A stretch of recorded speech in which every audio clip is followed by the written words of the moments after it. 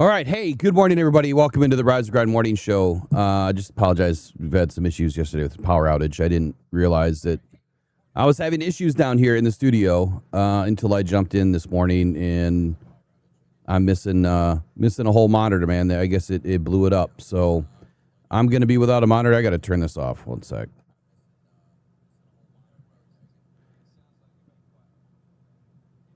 I got AI trying to talk to me, too. This is just fun. Anyway.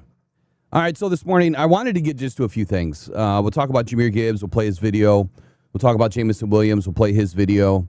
And then Aiden Quiniana, I think is how you say his last name, Quiniana. Little conversation about him kind of buzzing throughout OTAs and what his likelihood is to make the roster. And when I say roster, I'm saying 53-man roster.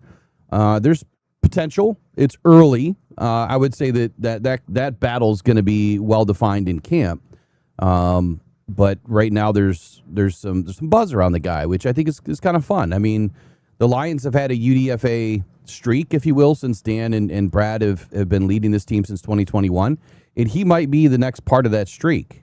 The Lions seem to have added at least one, if not two, UDFAs, and of course you get a couple of guys that usually get added to the practice squad, throughout every single year. It's going to be interesting this season. I'll take a look at the roster here. We'll kind of give you a full update on the roster.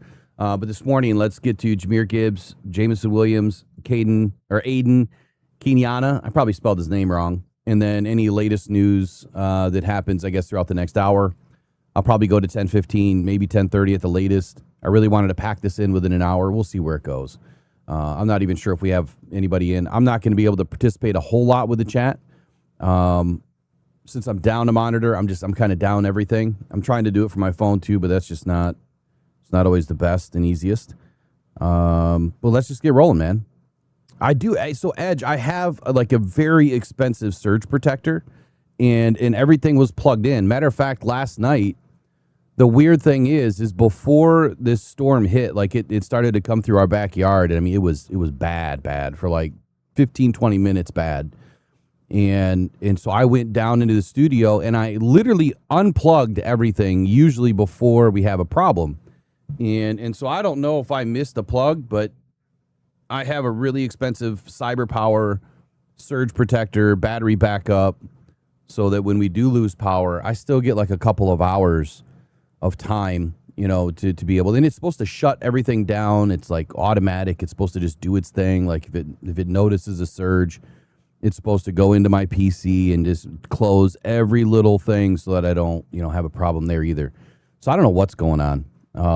Maybe it's not from the storm. Maybe it's just coincidental. Maybe just the PC monitor just decided to take a shit, but it's brand new. Literally bought it right before the draft. Kind of sucks. So I'm sure it's still under warranty. We'll get it figured out. But anyway, let's jump right into Jahmyr Gibbs, man. I think that this is an interesting conversation as to where Jahmyr Gibbs feels that he is, and how he really doesn't feel like he has to do anything really different. What you'll notice right away when I start playing the video is just watch this kid smile, man. Like just he's so excited. You can see that the development around his career now, it's changed, right? This is a big development for him to be the bell cow, if you will. I think he always really has been the last couple of seasons, even though it's been a split backfield. I think Jahmyr Gibbs has been the leader of that room. I mean, Montgomery obviously was a leader vocally and as the veteran, kind of helping the young pup along. But hey, Gibbs is no longer a young pup, man. He has established himself in the league as one of the best running backs in the league currently. And if you don't have him in your top three, then I don't know what you're watching. I have Gibbs top three, and I think there's an argument for best overall. And I think this season is where Gibbs is either going to settle in or he's going to separate himself from the rest. And I think that the biggest argument right now is who gets paid more, Bijan Robinson or Jahmyr Gibbs. And where does he stack, compared to Saquon Barkley? Christian McCaffrey's kind of on the way out of his career, so I don't know if that's such a great comparison anymore. But if you look at Christian McCaffrey, at the height of his career, I think that there's a great conversation to be had there, and we'll be talking about that throughout the rest of the offseason. But Jahmyr Gibbs, man, the latest news on the contract is patience. And like I said, I expected for this to get done right after the draft. I expected one big contract to get done, and that was Jack Campbell. That one we hit spot on. And then Jahmyr Gibbs, I expected it to be after the draft, but might potentially take all the way through, just like last year, it seems like, or every year with the Lions. It might take all the way up and through the trade deadline and to see how Jahmyr Gibbs is, playing this year before they decide to pull the trigger. And quite honestly, it's not Gibbs' fault. It's just the way that these big contracts go. And I don't think the Lions need to see him play anymore or do anything like that. I think that it's just a big contract, and they have to figure out how to fit everything in. And I think that the way that the Lions do their business is, I think they really liked, and I say I think because I don't know for sure, but when you look at what they've done, I think that it's pretty, I guess, pretty relevant to look at how they structure their contracts and when they do their contracts. When you get done with the 90-man cuts, I think that is where Brad wants to make sure he has some money in the bank and see if there's anybody he needs to add to the roster. And then after that, it's always the trade deadline. So if nothing happens or nothing's expected to happen at the trade deadline, that's usually when a big contract gets done. As a matter of fact, I think Aiden Hutchinson was the last big contract the Lions did right at the trade deadline. So, and that was 2 years ago or 2 seasons ago. So it makes sense, right? The two biggest times of the season after the draft and after free agency is 90-man cuts, and then you're looking at the trade deadline. So if the contract's not done at 90-man cuts, I think it's going to carry all the way through until the trade deadline. And look, if he gets done before the trade deadline, really kicks off, 3 days before it ends, then I think that we already know the Lions are going to stand down at the trade deadline. But we'll see. We got a long way to go before we get to that. Excited to announce a couple of things today. One, I think I told you guys this the other day, but I secured tickets to the Arizona Cardinals game. Got really good seats, sitting with a group of 17 people. Going to meet. There's going to be some Bears fans out there, some Jets fans out there, some Cardinals fans. So we're going to have a whole group of different fans that they just love watching football, and they live in Arizona, and so they all go to the games. Even though it may not be their team, they all go to the games. So it's going to be a fun tailgate. Megan and I are going to obviously take a nice long break and go out there. I'll bring my stuff with me so we can still do some podcasting and whatnot. But I'm excited about that. And then, even with all the circus nonsense going on, sponsors have been, very understanding. Had a conversation with all of them, and they kind of said, look, we've seen this stuff happen before. We get it. Like, we understand that people are stupid, and they like to just ruin people for no reason or try to, but we trust you. We understand what you do. And we know that you're not doing anything wrong. So they vetted everything before I even got started. They had to vet everything that I do. I mean, it's a full background check and things. It's not just a typical sponsorship. So I'm happy to announce that Draft Sharks will be a primary sponsor this season. Draft Sharks, if you don't know, I mean, it's a great site to be able to do some betting and get some good fantasy football information. I'll bring you more information as we get going.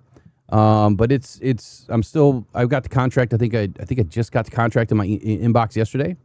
So I'll let you guys know more as we get rolling, but bringing them in, I didn't necessarily want to do a big betting, kind of a sponsorship, but this one's a little different. It carries the fantasy football stuff with it. And I think everyone's going to get, a lot of information from it. It's good. They're redoing their site completely right now. I don't know if they've launched it yet. It should be coming here pretty soon. But anyway, without getting too deep, I'll bring you guys more information. There's going to be some promo codes and things to use, so just hold tight. I'll get you guys a promo code so that, one, that'll also help the Rocked On Cancer Foundation. It'll help, the channel and everything that we're doing. So if you're going to do that stuff anyway, you might as well use the promo codes that I'm going to give you, either to save money, get perks, and everything else. So super excited to announce Draft Sharks being a primary sponsor here this season. Let's get going right into Jahmyr Gibbs. See what this guy's got to say. talked to Dan today and just kind of talked about you, being a dog pound issue in the run game pass. We saw that a little bit at the end of 2024 when David was out and you kind of had to carry the load. But just your thoughts on being that dog pound and that guy that can, just be the number one guy, clear and simple. It's not nothing I'm not used to. Like growing up, I've always, been the person that's always had the most carries and stuff like that. So I'm not looking at it any different than any other year. So. You have to prepare your body for that kind of season to know that you're going to be taking more carries? Nah, it's just same stuff. Be consistent with whatever I do. I'm going to change nothing. You feel like you grew the most last season? Let me see. Grew the most. I guess just this is as a team, just like finishing and not letting, we didn't have the season that we wanted so the team didn't break down and point fingers at each other. We just kept our head down, just kept working, win or loss. So I'm just proud of the team for that. Is it still weird kind of just being out here, not having him out in the field with you, kind of just being it's not weird anymore. It was weird when we first got back. It was weird, but now I'm pretty much used to it. What's up, contact? Yeah, I talk to him every day. What does Isaiah bring to the table? A lot of juice. He's very energetic. He's a fun person to be around. He plays really hard. He wants to do anything for the team that Dan calls him to do. He'll do it. So. Yeah. Is it easy getting used to what Petsig is trying to install? Yeah. He's really smart. He's really strategic. He demands a lot of his players, but he knows that we can do it. So that's what he puts on us, and it's gonna be fun. Where do you think there's the most growth to your game available this year? I don't know. Like I said, I try to be consistent and let it just take over throughout the course of the off season and season. So whatever happens, happens. Is there any kind of priority for you to have an extension in place before the season? I'm just letting my agent, Brad and all them do all that right now. I'm just worried about the team and ball. Yeah, I'm just trying to hoop right now. So. The first for you guys were really super good. I've been running to the right side. How much is that dynamic shifts with May going to the box? Oh, I didn't know that, but yeah, it's gonna be it's gonna be a good thing. Whole O-line, they've done a great job since coming back. Everybody's really in tune to what we're doing, so everything should be great. Even in just running the ball with just jerseys on, there's been holes and stuff, so I'm excited to get the pads on later on. Nah, not really. Not right now. Maybe I'll catch me later. I don't know. Yeah. Just saying, they look like Jalen Well, it's just the bottom, this bottom half. It's really when Saint doesn't shave and it's he has a little it's some hair. It looks just like him, from the bottom. Forehead too. The eyes not so much, but. Excited about this season. Oh yeah, of course. You're the guy.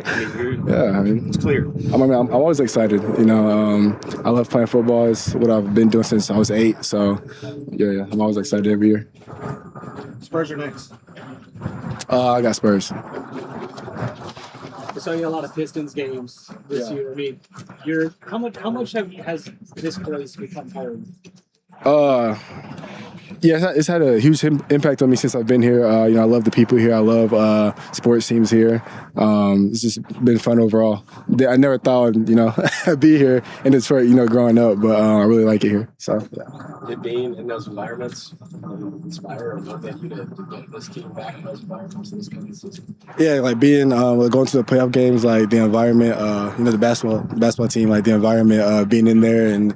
Being part of the crowd is crazy. It's always fun. I know y'all see me all the time, turning up. But just being back in that feeling, with our team, it's gonna be special for me. What's it feel like when they show you on the jump and try every time you're there? I'd rather them not, but because I'm there every day, so it's repetitive. But it's cool. Everybody shows love, so I appreciate it for that. Before last season, we talked about running a little bit more routes and such with John. What does Drew kind of emphasize with you? Is there something that he's kind of tasked you with on this offseason? Yeah, I say in the past, Like people, like they would say that, but we wouldn't get to it till like later. Right now, he implemented it to day one. So like, I have routes day one, day two. I have a bunch of different other routes. So yeah, it'll be fine. How different? How different? Just how different is that from last year? Like at what point is it last year's? Damn, that I car don't remember, was but it wasn't this soon. No, it wasn't right when we got back. So I appreciate that. Yeah. It just seems a month of late, but obviously you're John both into contracts and something. So this is those first two guys, big guy. How do you I mean, I don't know. I don't really pay attention to all that stuff. Like I said to him, I just really want to hoop right now. I'll let my agent and Brad do all that, or whoever does it up there. I don't know, but let's let them do that, and I just be out here. All right. It's just kind of awkward this morning because everything is so switched around. So it's like my neck's all cranked trying to watch the screen. Looks different. But anyway, welcome into the Rise Grind Morning Show. We just got done listening to Jahmyr Gibbs. This was from a few days ago. This interview here, this media session. Apologize about being late with it, but got a lot going on. I took a few big takeaways here from what Jahmyr Gibbs is saying, and happy to give you guys my breakdown of it, my reaction of Jahmyr Gibbs and where he's at. Where is he at this time in the year compared to previous seasons? And I think that we're already noticing he's in a different state, like literally mental state, motivation. I mean, just where he's at, progressive compared to last season, I think is head and shoulders. Different, right? He's in a totally different state. Big smile. So I see a big change in his tone this year. And one, it starts with leadership. But that big smile very early when he was asked some questions about, what is changing now that you're going to be the bell cow. And he's just ear to ear because he knows like this is his time to shine. And there is no more I'm fighting with David Montgomery. And there is no more, a lot of fans and even some of the writers that talk about Detroit Lions football, we're always trying to compare and contrast. But seems like they're trying to create that infighting between Montgomery and Jahmyr Gibbs. And I don't understand it. Like, they're on the same team. There's no need to have infighting. And maybe that happened more so towards the tail end of the season. And there was some issues there at the tail end of the season, but that wasn't with Jahmyr Gibbs. That was with how, David Montgomery's utilization trailed off. And Montgomery wasn't the same last year. And maybe that was because he was more dependent on the offensive line, and the offensive line wasn't as good. Jahmyr Gibbs was less dependent on the offensive line because he has just different gears, right? He's a different player. They all need an offensive line to be good, but I think that when you have the speed and the elusiveness that Jahmyr Gibbs has, it totally changes the dimension of what he's able to do on the field versus other, players when maybe they're a little bit more dependent on the offensive line. But big smile. He said that he's always been, the bell cow ever since he's been playing since he was 8 years old, but he's always had the most carries. And so that's nothing new for him. He's not approaching this like this is a big change. He's approaching this like this is just business as usual for me. And I think that's a great way to look at it. But his leadership really started to rein in, or his leadership really started to show itself when he was, asked about, what are some of the things that he needs to do differently, or where does he need to be, this season compared to last season? And he just says he just needs to be consistent. And he always pointed back to the team, right? He kept going back to the team. Like, how did I grow? We grew as a team. I think it's a great answer. And I think, again, that shows the leadership quality in who Jahmyr Gibbs has been. I wanted to go back, and I failed to pull up the video this morning dealing with some things, but maybe we'll get to it tomorrow. I wanted to go back and take a look at Jahmyr Gibbs' first ever interview with the Detroit Lions. And so I'll do it today if I get time. I got a date tonight with Megan. So it's Disclosure Day, by the way. If you guys aren't going out to watch Disclosure, I don't know what you're doing, but I'll be in the movie theater tonight. We're going to have a little date night. We haven't been to a movie together in over 6 years. It's crazy.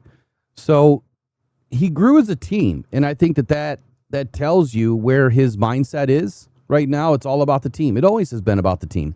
But what I was trying to say is if you go back and look at where he was in the beginning, I know this as I remember the guy, very shy, right? Didn't really want to talk to anybody. Wasn't an outwardly spoken kind of an individual. I think he was more introverted than extroverted when he first landed in Detroit. And that's just kind of who he is.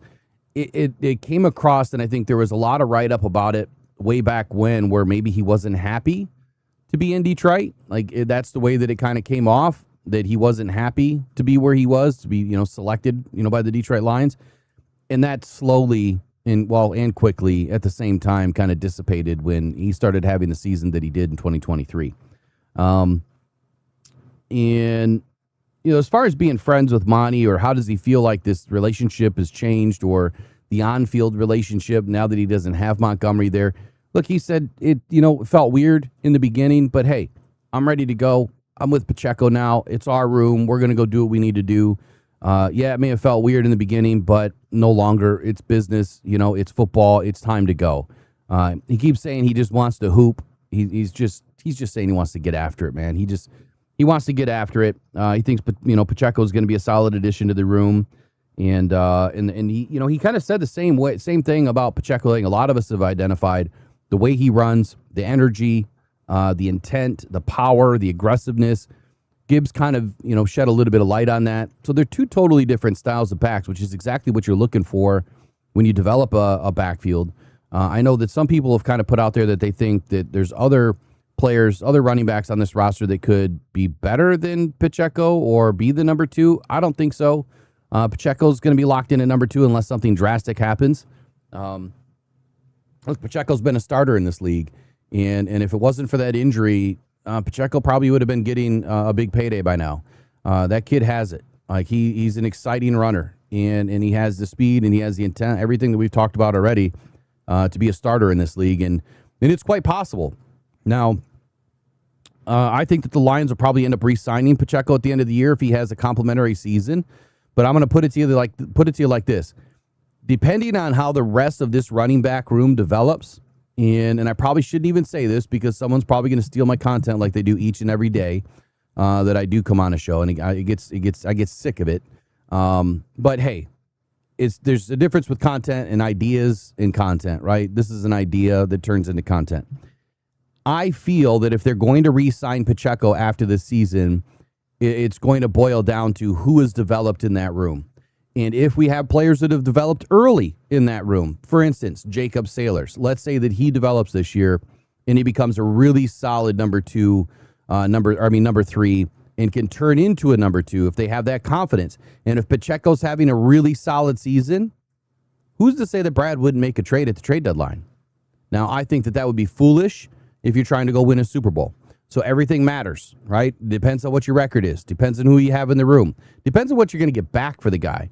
Because you're not going to get a first-round pick, second-round pick, or a third-round pick. It's going to be a day 3 pick that you would end up getting back for Pacheco. So if they re-sign him after a really good season, there could be the potential that if they re-sign him for the right amount, that next year you could see a trade with Pacheco depending on how he's developing. But then again, if he's not costing you, $10+ million a year as a backup, what was Montgomery? $6 million a year, I think, as a backup. And I would say that is probably right where you want to live in that wheelhouse. But once you pay Gibbs, that number kind of drops a little bit. So you're going to be looking to guys that are fresh off the draft that you're going to load into that room to keep that number down overall. It's a percentage thing. We'll go over that. I do it every year in the offseason. We'll go over all the percentages, and we'll re-key on kind of where I think the Lions are headed here over the next couple of seasons. We've been pretty spot on with it. I want to keep that record rolling. Let me write that down real quick. So I don't forget. I got to get it up on my big board. So Jahmyr Gibbs was asked about Petzing, and the first word he says is smart. And I don't think you could say anything different about Drew Petzing. What did they constantly say about Ben Johnson? He was smart. Petzing, and to kind of recap what I've said earlier about Petzing, is he's better than Ben Johnson. He has the ability to be better than Ben Johnson. He hasn't been better because of where he landed with the Cardinals. But if you look at what he was able to do with a little bit of what he had, there's no reason to believe, or there's no reason not to believe, that Drew Petzing can't be better in Detroit than what Ben Johnson was when he was with Detroit.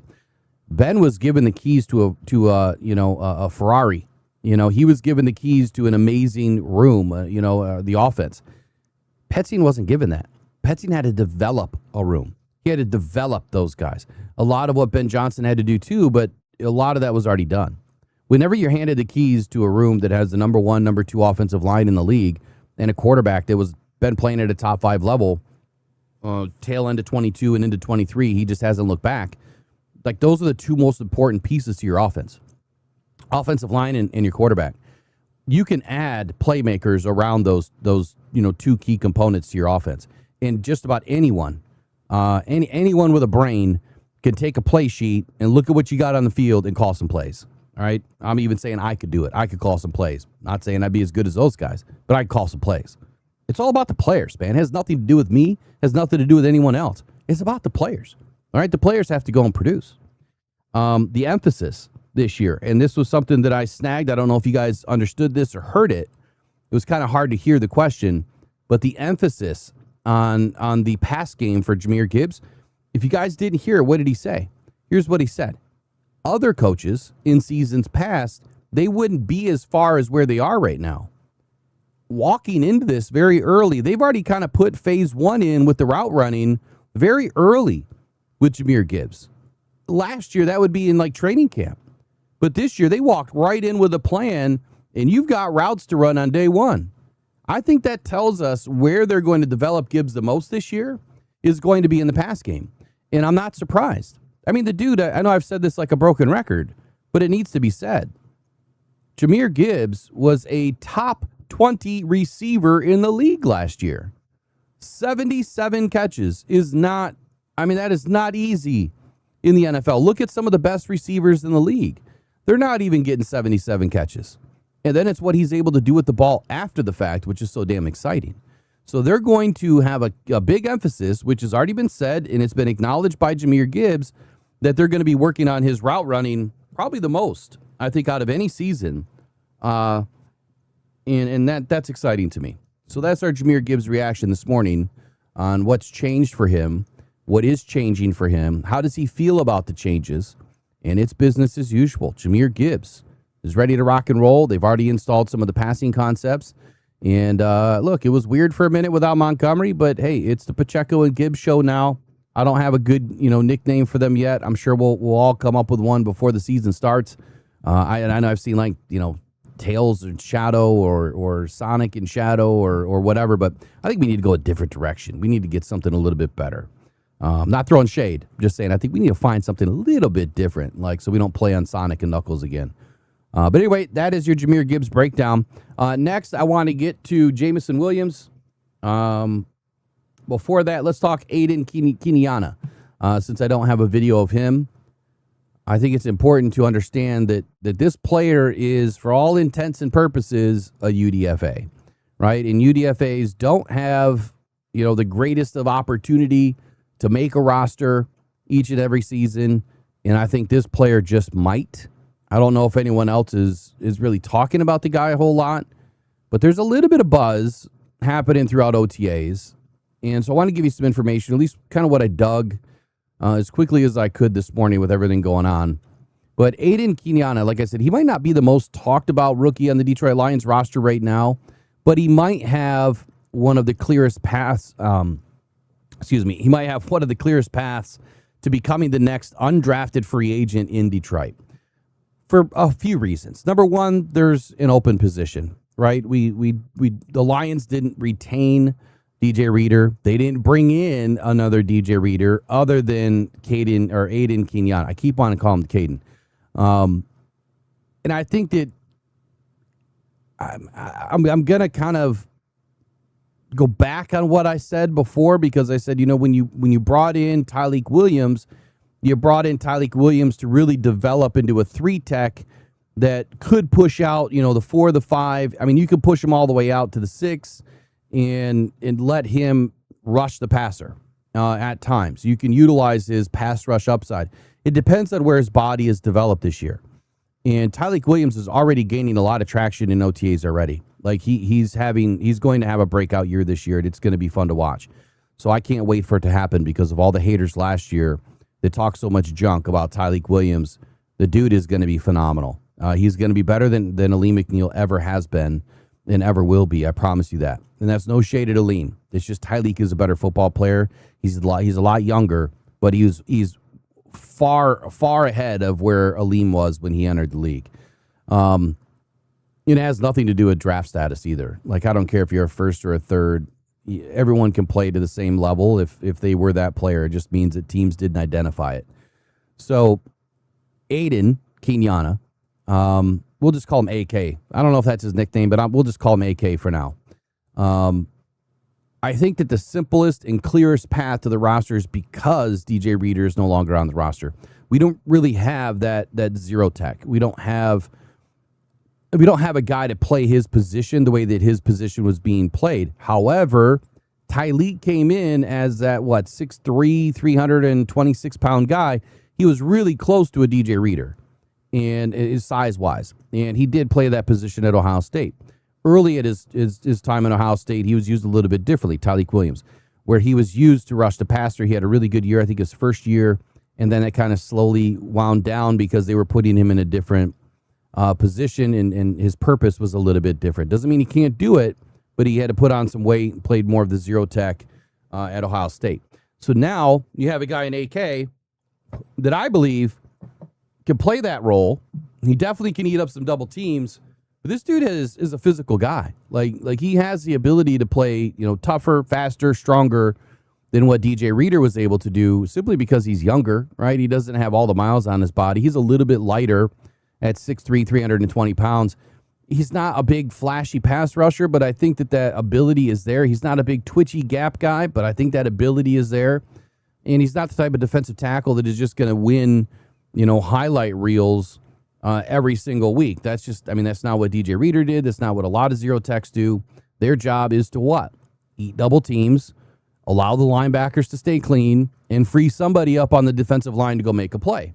And that's exactly where I see AK developing and being the player that he is inside of a nose tackle body. I think that, being a space eater, a block absorber, a player who best work, really shows up at, not in the stat sheet, but it shows up on what you're allowing the other guys to do around you, I think is the most important thing for AK. So he started in Colorado.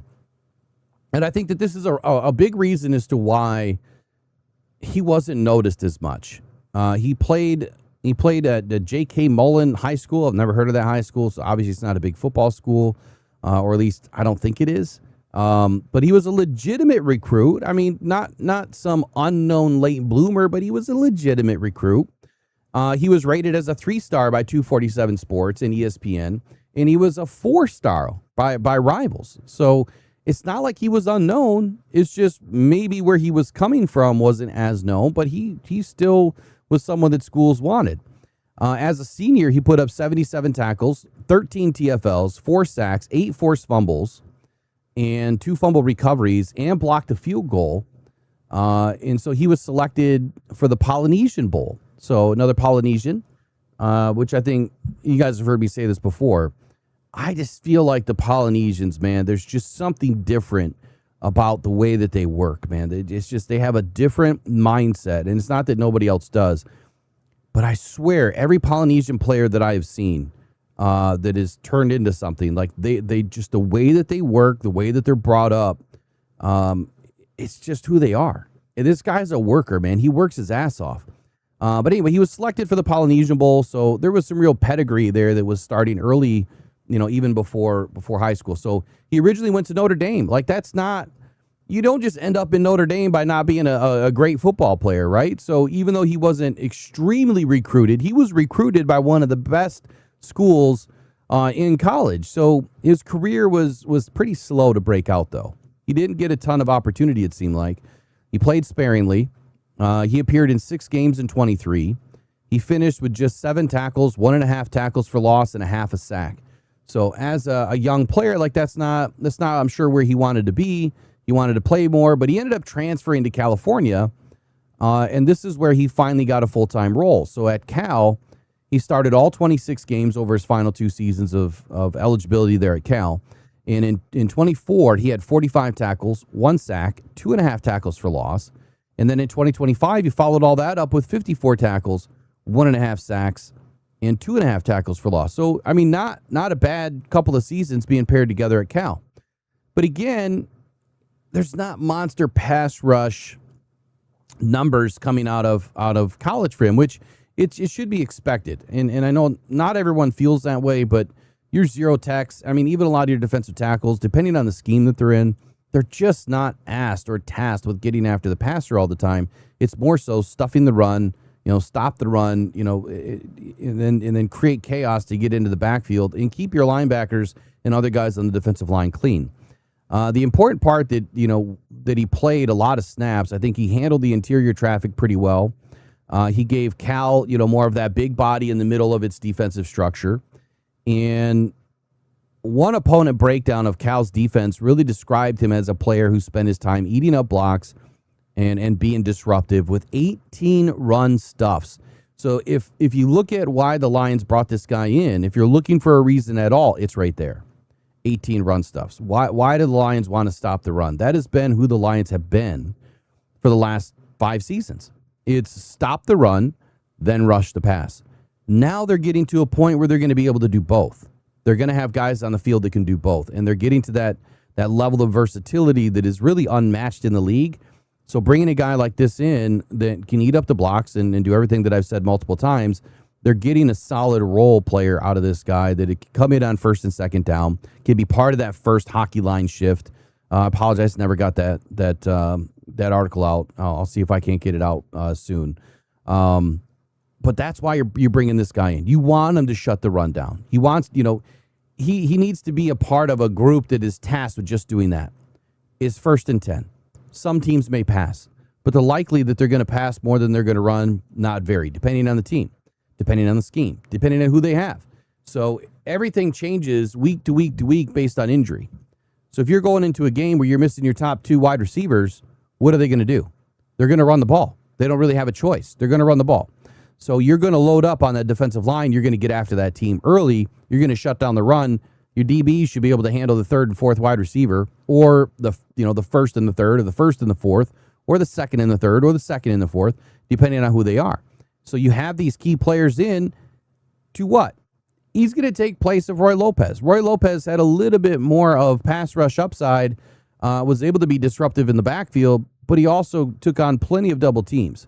So when you have a player that you're missing now, you're having 2 players that you're missing now, DJ Reader and Roy Lopez, you needed to replace that player with someone that can actually do it. Reader gave Detroit that veteran anchor.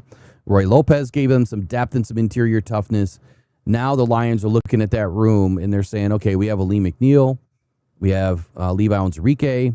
Well, who can we add to this room that can do what those 2 guys did? And so you have Ali McNeil, Tyleik Williams, Levi Onwuzurike, Mekhi Wingo from a couple of seasons ago. So they go and they bring in Chris Smith back. But you added Skylar Gill-Howard, Jay Tufele in free agency. Miles Adams is now into his 2nd season, I believe. And Kenyatta is fighting for one of those roles. But there's definitely the ability to make this roster. When you look at the room, Skylar Gill-Howard kind of fits that pass rush upside more than anything. Jay Tufele can do a little bit of everything. Levi definitely can get after the passer. Tyleik Williams is a run stuffer. Ali McNeil's a run stuffer, can also get after the passer. So they have some great versatility here.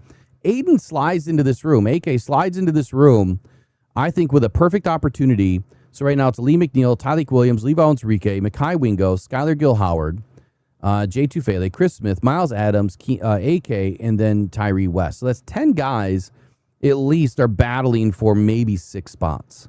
And then you're looking at the practice squad. Who could we add to the practice squad? Are there some vets on this team that are going to stick with us and be part of that vet squad? We have that handshake deal that every team has with a few players. Hey, we want you on the squad. We know we might need you at some point. Dan better not say that this year. I promise you. I'll be mad if he says it. We might need you at some point this year. Will you stick on the squad? And so a guy like AK, I think he'll be able to stick on the squad if he doesn't make the roster. I don't think anyone's going to be gunning for him. But we'll see. We'll see how his role develops this summer.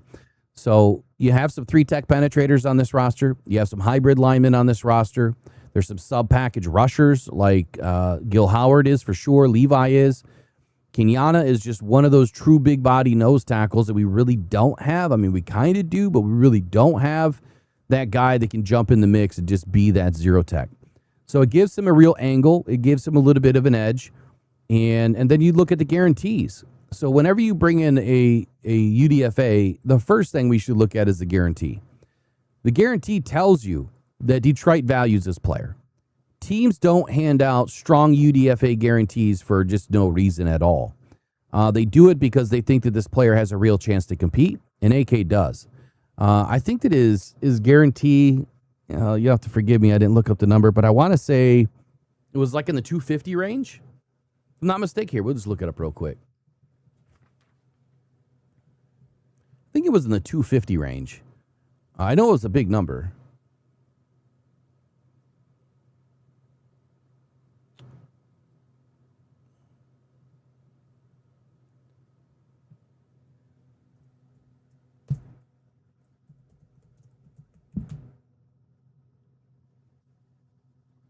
Hmm. 267.5 guaranteed with a $20,000 signing bonus. 267.5. That's a lot of money for a guy that, on most teams, you're probably not looking at someone to make the roster, as a UDFA, but the Lions do.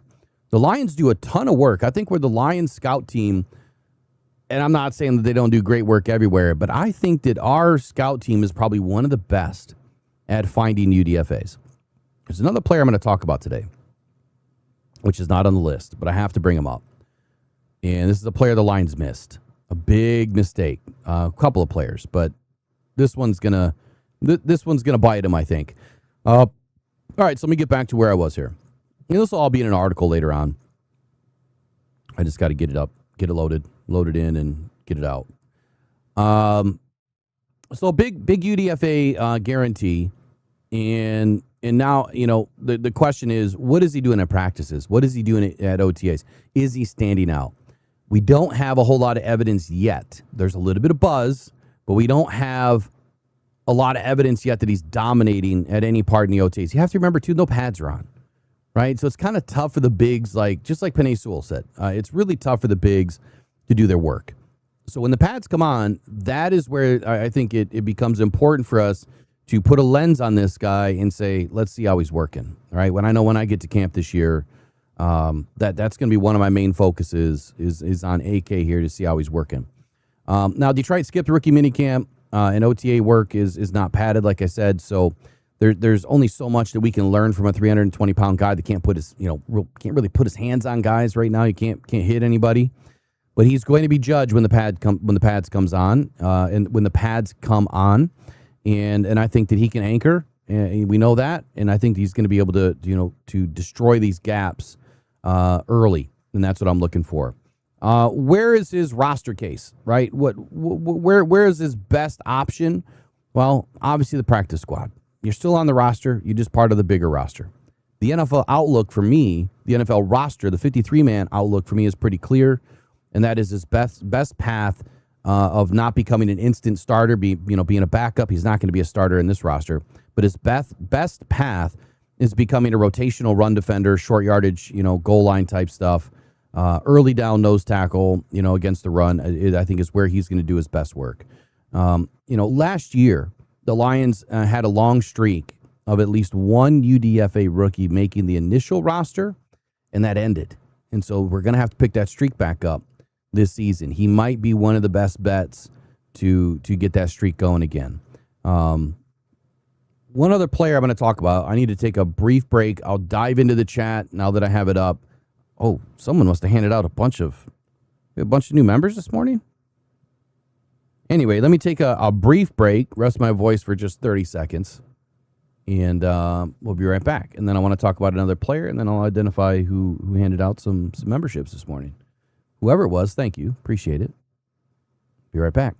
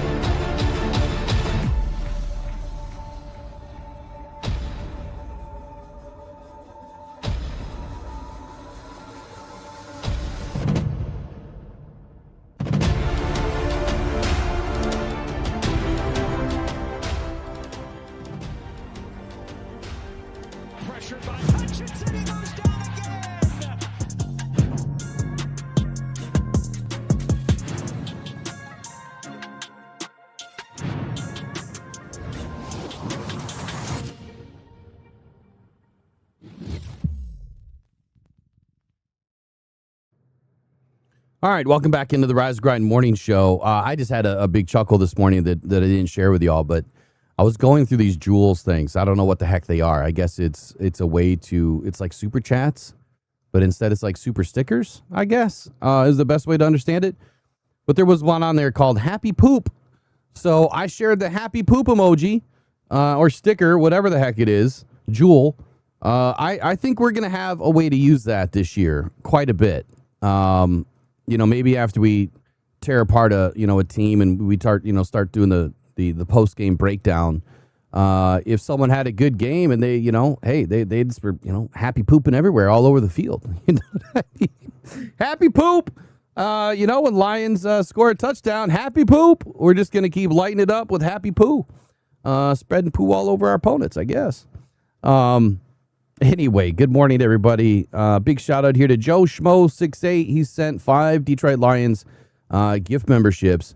Looks like Forever Sealed, B. Dobson 1616, Crash Out Syndicate, Rogue Doby, Wagoneer Loveless, and Rather Be Fishing. Is that the 5? 1, 2, 3, 4, 5? That would be 6. Maybe someone else joined this morning that I missed. But that looks like 6, not 5. Anyway, big shout out to you, man. Appreciate you, Joe. Also, another thing about memberships, which I am going to update it. I know I've been saying it for a while. I have to get it updated. Coffee's in, by the way. Coffee's going to be going out today. The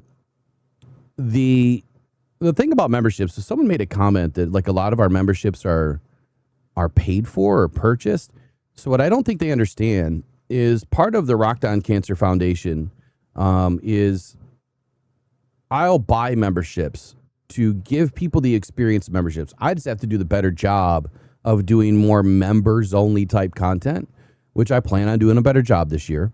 And so when we gift them, we're giving everybody a month, right? And if they want to hold on to it after that, that's solely on them.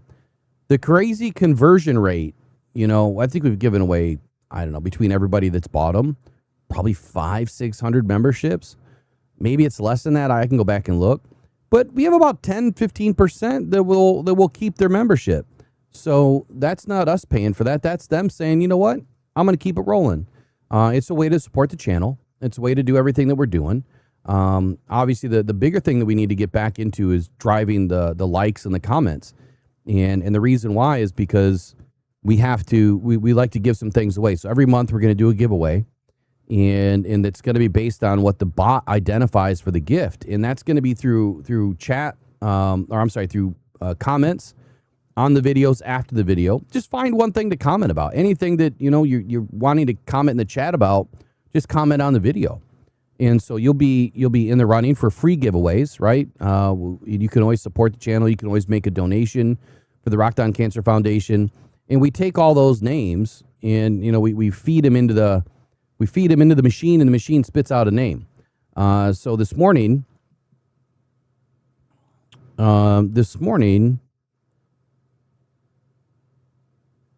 here's what I'm going to do.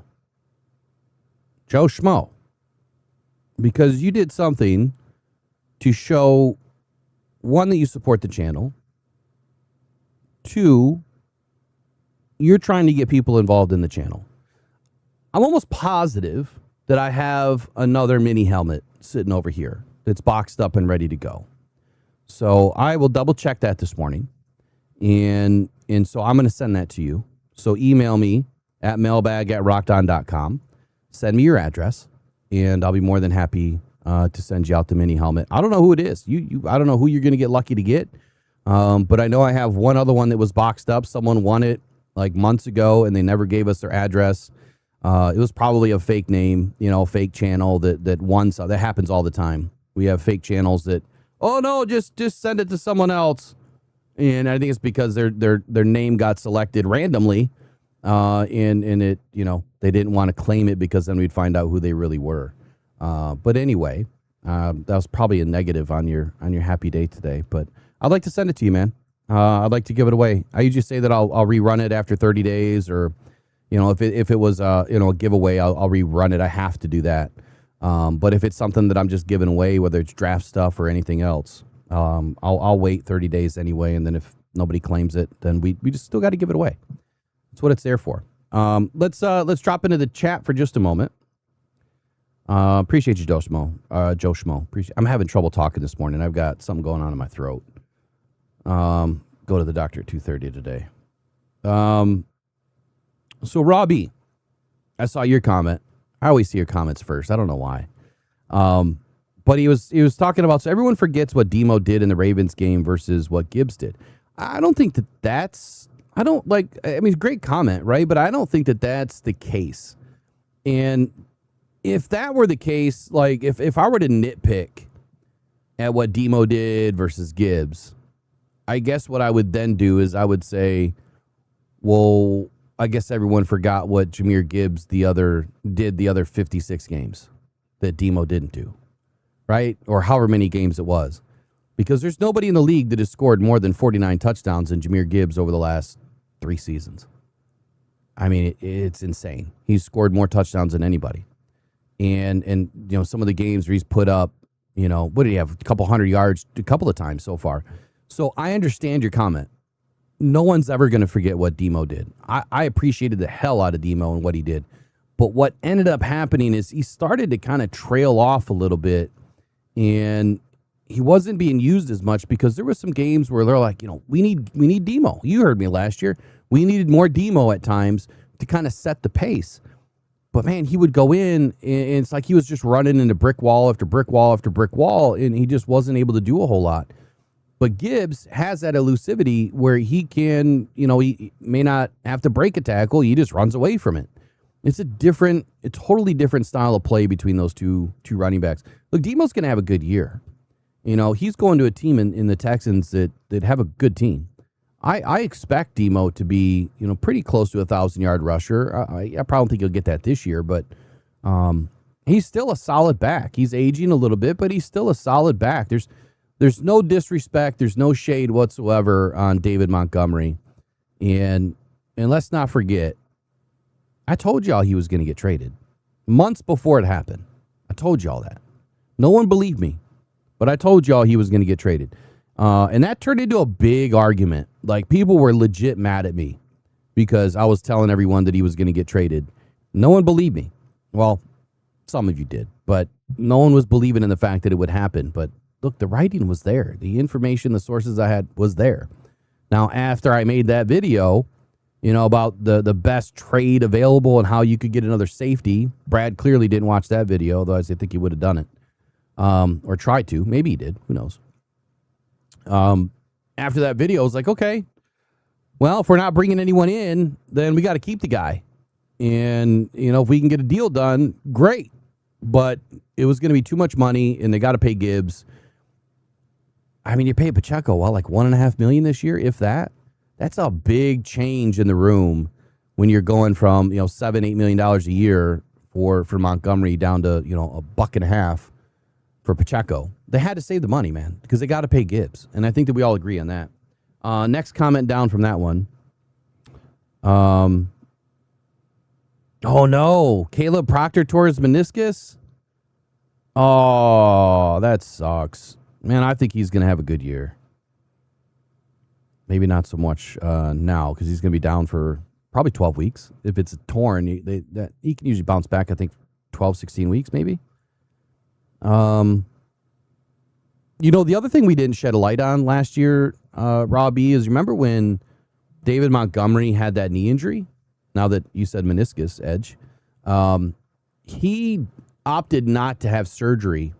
And so I'm wondering how much of that affected his game. And then when you look at what the Lions really needed to do in the offseason, I almost will guarantee you that was part of the reason why they were going to walk away. Anytime a running back has a major knee injury, and in that case, maybe it wasn't major because it wasn't torn all the way, but anytime you have something going on in the knee for a running back, any player, but a player that has to cut like a receiver, that becomes a major red flag with the age, the injury. And so I think a lot of us kind of forgot about that. The Lions were going to walk away, and they did. And maybe it wasn't just because of the injury. I see Kirby's name in here. Do I think that Kirby's going to come back, from the same injury or from his injury? Man, I don't know. Look, I made that video the other day that flopped because I'm not making any videos, so I'm not in the algorithm. Really need you guys' help. Once I get rolling in videos again, we'll be back to normal. But I clipped what I said about Kirby in the morning show the other day because I think that Dan kind of gave me the idea that, did he give up? Did he give up on Kirby? Is that what he was kind of telling the fans? Like, look, we've done all we can. Like we've done it all. He's done it all. Now it's up to the knee, right? It's up to training camp. And I do appreciate what Dan said, but at the same time, I would rather know right now, and maybe it doesn't matter. So let me explain that. We'll go off topic for a moment. Putting Kirby in OTAs right now does one thing, and that tells you if his knee can do it, right? But once you put him in, there's no going back. I don't think that Kirby has a injury designation. Let's find out.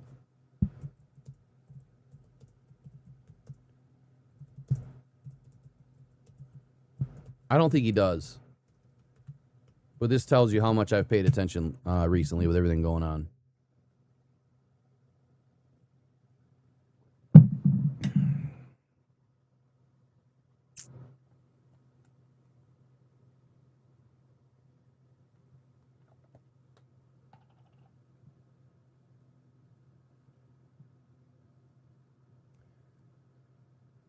I don't think he does. I don't think he finished the year last year on any list.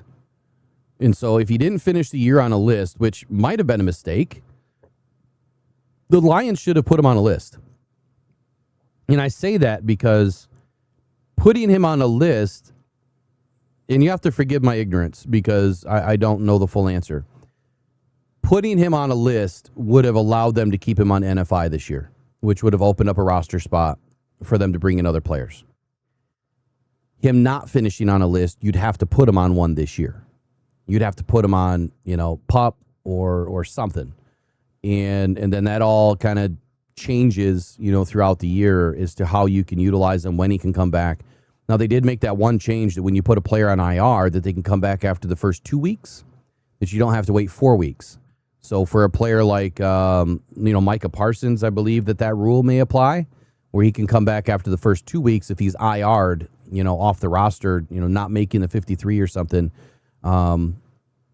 which I don't think that they would do that either. But if they IR'd him before, 53-man cuts, then he could come back by week 3. So we'll just have to watch and see what happens with Kirby. But I think if they would have put him on a list to end the year, that would have given him some opportunity to bring in some other players. But to answer your question, do I believe that he's going to come back? I'll go back to what I was saying. I think that putting him in OTAs, you either find out right now if he's able to do it or not. If you put him in training camp when the pads come on, then you're going to find out whether he can do it or not. I think the difference is the Lions are trying to reduce how much inflammation and how much contact and wear and tear he's going to add to that knee, and there's no need to do it in OTAs. He needs to stay in shape, right? He needs to do any, type of pool running or whatever he's doing to stay in shape. Running's a big part of what he needs to do, so he has to have, the wind in his lungs to be able to, go through the season. The biggest question I have is, why are they waiting? And wouldn't you rather know now? I guess that's a question to y'all. Wouldn't you rather know right now if he can go? What's another few weeks or 6 weeks? You go to training camp, and if you find out he can't go, well, then what? Now you're having to make a trade, or you're having to snag somebody off, a roster cut, or you're gonna live and die with what you've done in the off season. So I think for me, I probably would have rather have known. But then again, is there anybody that's willing to make a trade right now? And is it really going to change the Lions' mindset to just waiting until 90-man cuts anyway? So I don't know. You'll have to judge that one for yourself. But I almost would rather know now. I've said it before. I'll say it again. They should have traded the dude. They should have traded him when the ether was high. Now, I get it. That was just my reaction to He had a great season. You could probably get a first-round pick, maybe at least a second-round pick, which is better than what you brought him in for a third-round pick. And a lot of people didn't like that idea from me. But look how that would have transitioned now, right? You would have ended up getting the next best safety in the draft, for sure, by adding an extra first or a second. It would have been at least a second. So it didn't happen, and then immediately the next year, the wheels fall off. So it sucks. Good morning, Hassanin Mahdi. How you doing this morning? Who else is in here this morning? So we got Already Gone 7-3, K-Biz, good morning. Attila, good morning. Of course, Robbie, good morning. Joe Schmo, again, good morning. J Mommy.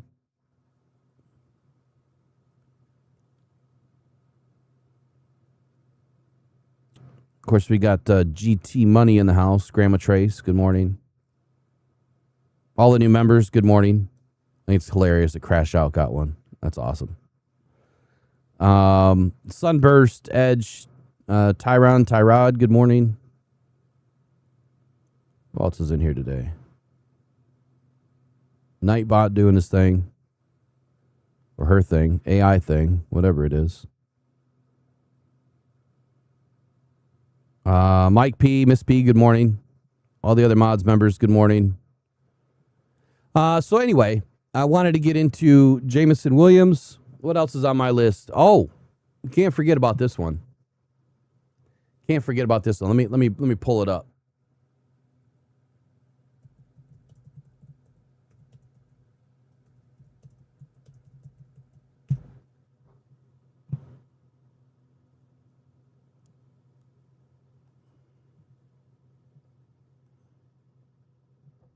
So I mentioned a player that the Lions had to draft.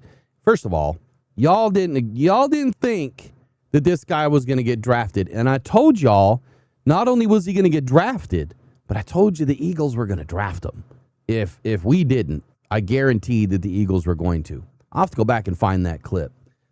But this player, sorry, I got to crank my neck to go over to this other screen that I never use. Let me see if I can get this up. It's going to look weird, but oh well. I got to find my blank screen.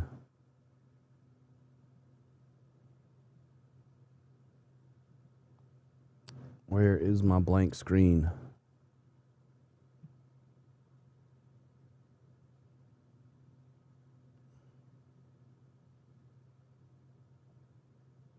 Whatever. I'm just going to throw it over top of my my screen, so it's gonna look stupid, but oh well. Let me add it in here. I'm just gonna have to create a vertical today.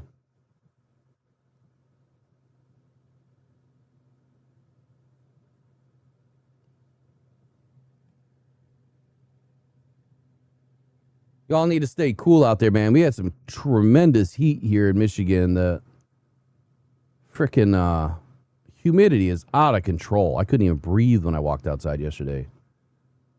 So make sure you guys are staying nice and cool. And if you're like this house, like I'll turn the air way low in the morning. Other people don't appreciate that. But I'm like, hey, if you don't keep it cold now, it's going to get extremely muggy later. It's hard to catch up. All right, Jordan Mailata had a lot to say about this individual. Uar Bernard. Y'all heard me, man. I told y'all this dude was going to get drafted, and I told y'all he was going to be a problem. I'm going to do a video about it because last night I was listening to XM radio like I do every day, and they were talking about this player, and they said, look, there's one thing that he can do that every player can do, and that is you just run straight. Right? If you just tell that player, and this is what I told y'all, draft him, give him one job, go get the quarterback. When it's 3rd and 10, go get the quarterback. All you're doing is running straight. That's it. You know, his bend, his flexibility, his change of movement, all that stuff is going to take some time to develop. But he can run north and south, and you can definitely key in on one player and get after that player. Let's hear what see what Jordan Mailbag had to say about this player. And I'm probably going to have to clip this out. Son of a gun. It says NBC Sports Philadelphia. Hold on. Now, what the hell? I'll just clip it out. I don't care. Here we go. UR is a freak. He is also not of this planet. I'll tell you a story. We were doing a bent over trap Listen to bar this. rows. So if you don't know what that is, you're standing in a trap bar and you basically bent over like this and you're rolling. We've watched or put 315 and then just rep out 315 bent over trap. That's a very serious number to pull on there, and he's just freakishly strong, freakishly fast, and I can't even compare him to me just because he's just, again, not of this world, just by like metrics and numbers wise. He's just, you see him, his effort on the film, once he puts it all together, I think it's a wrap. I think we should not draw comparisons to my story and our story. I think two different positions, two different people. I think my story has influenced, I guess, people's opinion of whether it will work out or not. I think it will work out, but only time will tell. It's how much time he pours in, and I'm going to make sure that he pours in every little bit, every last drop into that bucket. What I saw my first day, they had a 315 on the bench, and he was repping 315 on the bench like it was 225, and I was like, where did they find this guy? This is unreal. Like, this guy is just a freak of nature, just repping out 315 like nobody's business. And then you see the way he was moving in drills, very mechanical, and you could see the rawness of just him even walking through D-line drills down there. Like, it was just very raw, very what's the word? What's the word that somebody's never done it before? Just Experience. Inexperience is it's a great word. Thank you. Sorry, my brain's not working right now. Inexperience. You can see that the unfamiliarity of drills, but you can also see the power that he can generate. You can see the quickness that he has, and you can see that he thinks about everything before doing it, regardless of how it looks. So when you have a guy who has those three things of the coachability and speed and power, like, man, sky's the limit with that kid. UR is a freak. He is also... Look, I'm not even going to mince words. Brad Holmes, you effed up. You effed up, and you effed up bad on this one. And I mean that with all sincerity in my heart. Here's that image of bent over trap rows. Okay. So this guy, what did he say, it was 315? What, most people probably work out with 200. I don't know. Maybe 2.25. Maybe not even that. I mean, that's a 45 plate on either side there. So that would probably be right around $135. I mean, and these guys are NFL athletes, so they can do a lot more. But 315? 315 on bent over traps, and 315 like he's working out on the bench, and he's repping it, right? 225 is what they test at in the combine. And for people to get, or for NFL athletes, for any football athlete to go in and do 225 on the bench, a lot of them skip it. But if you're getting 16 reps as a DB, you're pretty strong DB. If you're getting, north of 20 reps as a, running back, you're pretty strong running back. If you're getting north of 22 as an offensive lineman, defensive lineman, you're pretty strong defensive lineman. This guy's repping probably 12 to 16 reps of 315. So what is that? 90 pounds more, 2 more 45s than 225. And he's repping it where these guys are probably repping their 225. They're doing 3 sets of 12, maybe 4 sets of 10, whatever it is. But he's outproducing all of these guys. And when you looked at his testing numbers, 40-yard dash, 4.63. At 306 pounds, he was faster than every defensive end, every defensive lineman, and most of the linebackers at 70 pounds heavier. He's faster than some wide receivers. He was faster than, who's the receiver we just brought in? I mean, Amon-Ra St. Brown runs a 4.56. If this guy could cover tight ends, I mean, it would just be insane. He's faster than Aiden Hutchinson. Aiden Hutchinson ran a 4.76 at 265 pounds. This guy's like 60 pounds heavier, running in a 4.63. He broad jumped 10.10. He verticaled 39 inches. I'm sorry. This is what happened. And I said it. I said it a couple weeks ago when I said, was this the appeasement season? Was this the appeasement season that Brad and Dan, I don't think this happened, but I'm just running with it. Like I said, they're in the office, and you know what? These damn fans, all they do is talk shit about us, that we bring in these projects, and all they want to do is mention Broderick Martin and you know how we bring in these projects when everybody after the third round is a project anyway. And so we're not going to do it this year. And we need someone on the opposite of Aiden. So we're going to go to Michigan and we're going to get 2 players because that should shut everybody up, right? Because most of the Michigan fans are talking shit about Brad and Dan not bringing in another edge. So we're going to go get 2 from Michigan. We're going to make sure at least one's an edge. And we're not going to grab anyone, you know, that we feel could be a project, even though everyone in the draft is a project. Even first rounders are a project. They're just a little bit lesser of a project. So they didn't risk it for the biscuit with Uar Bernard, who might be the most physical freak ever to enter the NFL. Ever. And yes, he's raw. Yes, he's inexperienced. Yes, like Jordan said, he's unfamiliar, okay, with some of these things. But a guy that can run 4.63 at 306 pounds, that is a freight train on the loose. Right? This is a runaway train coming at you downhill. You stand that guy up in a 2-point and you tell him to go, he's going to go. And he's going to make plays. And he's going to hurt some people. He was drafted, let me double check. I think it was the 6th round.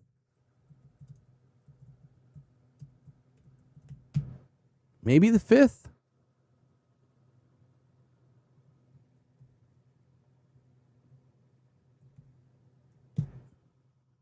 Come on. 7th. 251 overall. Look, we had extra 7th round picks. Brad, why didn't you waste one? Be damned what we think. Who cares what fans think? This would have been a player that would have been able to come in. Not only that, he would have been an IPP player who would even have counted against your roster. So it would have been an extra player that you could have just had for the season anyway. And if you park him on the practice squad, guess what? He can't be stolen. The rules state as an IPP player, you can't poach the guy. And as a rookie, you could protect, I think, 4. So even if the rules changed a little bit since the last time I looked, you would have been able to protect the guy. This was a huge mistake, in my opinion. This was the opportunity to bring in a player that is raw. Yes, I get it. Unfamiliar, use whatever adjective you want to use. But this is a player that within 2 to 3 years would have been able to put it all together and start making some plays. And that's the expected timeline, right? 2 to 3 years. But that doesn't mean that when you see this guy in preseason this year, that they're not just going to say, go. Just go. And look, James Houston, we brought that guy in, 5th round? What was he able to do? Go. Just go get the quarterback. Now, he had elite bend, right? He's played some football. This guy hasn't played any football, but that doesn't mean that you can't be an athlete. It doesn't mean that you can't go get after the quarterback. This was a mistake. I'm telling you. Jordan Mailbag is telling you, like, this guy's a complete freak of nature. And for Jordan Mailbag to say that means something. Right? Now, he was the same type of a player, right? Came from the IPP. He never played football. I think he played 2 or 3 seasons of football before he was selected to the NFL draft. 2 or 3. There's been plenty of players that have, like, who did I compare him to? I compared him to, God, why am I forgetting his name? Lions defensive end from Nigeria.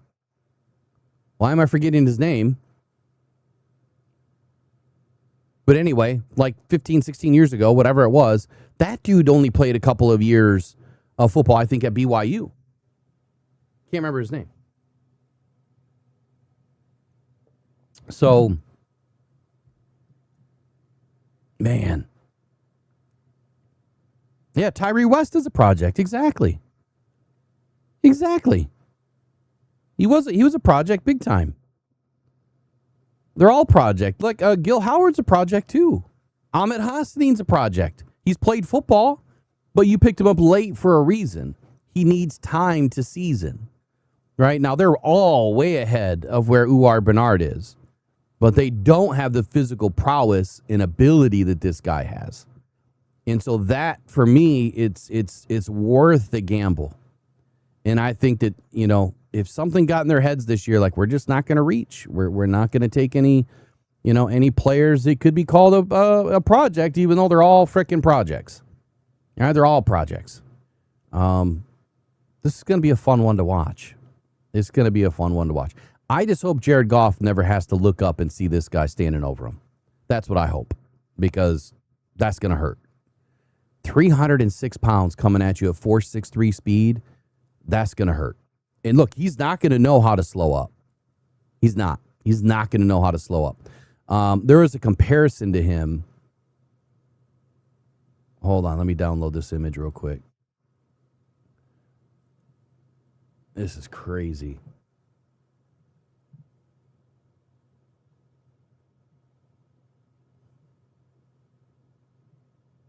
Oh, come on.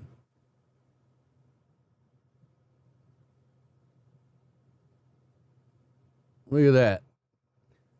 Compared to Myles Garrett. So 6'4" and 5/8", Uar Bernard. Myles Garrett, 6'4.5".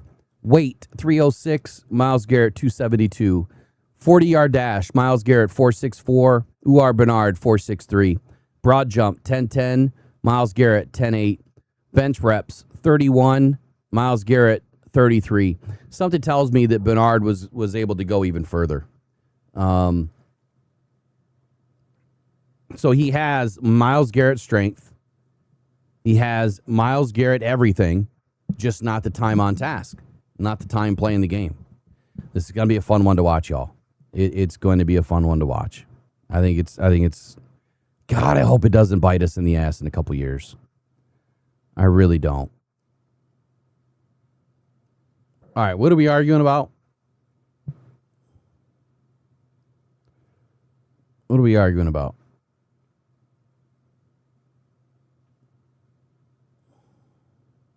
Yeah, we needed a safety. We absolutely needed a safety. That is the second thing. You know, I critique Brad and Dan often. I just do it professionally. This year, I think that there was a few mistakes made. One, you didn't bring in Kirby's backup, meaning future of the position, because the future is not bright for Kirby. I'll never understand this. You know that the dude has a debilitating knee issue. Unless they're hiding something or lying to us, which I don't think that they would do that. That would just be silly. Like, how stupid would it be that Kirby all of a sudden shows up and has an all-pro year and doesn't come out one game this year? Like, that's not going to happen. So they're not lying to us. They're not trying to pull one over on us. They're not hiding anything from the league. This isn't competitive advantage. From my position, I think that they made a huge mistake. The position of free safety is not good. We have some guys, some depth on the team, but it's not Kirby, right? It's not even top 30 type depth, and that's what we need to compete at the highest level, which then tells me we're more than likely going to be changing a lot up in the back end of the defense, schematic wise. So they either didn't bring in the Kirby replacement because of that, or they feel comfortable enough in Clark that he's going to be just fine. But we're also missing Brian Branch. They should have not just taken one safety. They should have taken two. Now they brought in two in free agency, two players that have played. But you didn't even bring in one in the draft. And I don't care about you saying it doesn't line up. You make it line up. You go get the player. Brad has said it many times that if they're convicted about a player, they're going to go get him. Are you telling me that you weren't convicted about any player at all? Any safety at all? Yes, the this year's class was a little bit diminished. If you're looking for elite safety help, that was first into the second round. The guys in the later rounds, 3, 4, 5, 6, 7, there's going to be a couple of of diamonds in the rough, if you will, that pop out of this draft. I guarantee it. And the two names that I'll give you that I'm fairly confident about, as long as they stay healthy, Jelon Kilgore, Zaki Wheatley. One of those two players is going to end up being a good player. But that's like I've always said. If you get one that hits, great. If he becomes an immediate depth piece, perfect. That's exactly what you needed. One of those two players is going to be a good player. But it was late in the draft. We needed someone earlier in the draft. I wouldn't have taken Keith Abney unless the guy can play safety. As much as I told y'all how much I loved Keith Abney on day one of before the combine even started, I doubled down on that night, and then I kind of went away from it because I'm thinking there's no way we're taking a corner over a safety. I would never do that. Not given the situation that the Lions are in. So that's the extent of my, I guess, of my grief, if you will, with Brad Holmes this year. Is you should have taken a safety. You should have definitely wasted a 7th round pick on Uar Bernard. And, I mean, it's not like you need that 7th round pick to even make the roster this year. We have over 10 defensive tackles. They're not all making the roster. It's impossible. Even if 6 of them do, it is unlikely that both of the 6th and 7th round draft picks are going to make the roster. They might make the practice squad. Now, Gil Howard, I think, has a better opportunity to over anybody else. But we'll see. We'll see how that goes. This is going to be one of the first years that a draft pick doesn't make the roster. And I've said that from the very beginning. And unless something nutty happens with injuries, which God willing it doesn't, I think we're going to see that this year. All right, so that was a little off topic. Let me get into the last topic of the day, which would be J-Mo. So over the last couple of seasons, I've been vocal about Jameson Williams and his issues. He's an electric. He's an electric player. He's an absolute weapon. When you can utilize him as a weapon. But there's one thing that has always remained about Jameson Williams that needed some time to season, and that was his route running. Now, a lot of you understand J-Mo for who he is today, and J-Mo for who he's been in the league so far, and not everyone understands, the type of position that he was in at Bama, what he was asked to do at Bama. And some of you do know. Some of you have gone back and watched film. Some of you have only watched highlights, which is not the best place to live. Watching highlights pulls the wool over your eyes big time. You have to watch film. You have to watch the good and the bad. That is the best way to really get an understanding of a player. So for J-Mo, my biggest concern over him has been consistency and route running. A couple of years ago, 3 years ago, I think this is when he blocked me, but I did a video on Twitter. I did a video about J-Mo where he needed glasses, where I thought that he needed glasses because he could not catch a deep ball. He couldn't catch anything over his shoulder. He had like 2 or 3 drops in one game. And then I stitched together 10 or 12 passes that he completely just dropped or didn't see. He couldn't follow the ball up in the lights, or he couldn't follow a deep ball at all. He had big time trouble going to the left outside and to the right outside. The right outside is a little bit harder to catch, I think, than the left, depending on left or right quarterback. But we have a right-handed quarterback, so it's just the trajectory of the ball, the way that it falls into the bucket. But he's gotten better, right? He's gotten better with that. And I think that him and Jared have a better understanding of each other and where to hit him, how early to get him the ball and the speed and the placement and all that stuff. But then it was route running. And his routes were always limited. When he was at Bama, he ran like 3 or 4 defined routes, and that was it. It was go, go, go, right? I mean, it was always deep ball. Who was his quarterback back then? Was that Bryce? Was it Bryce Young? I think it was. Was it Bryce Young?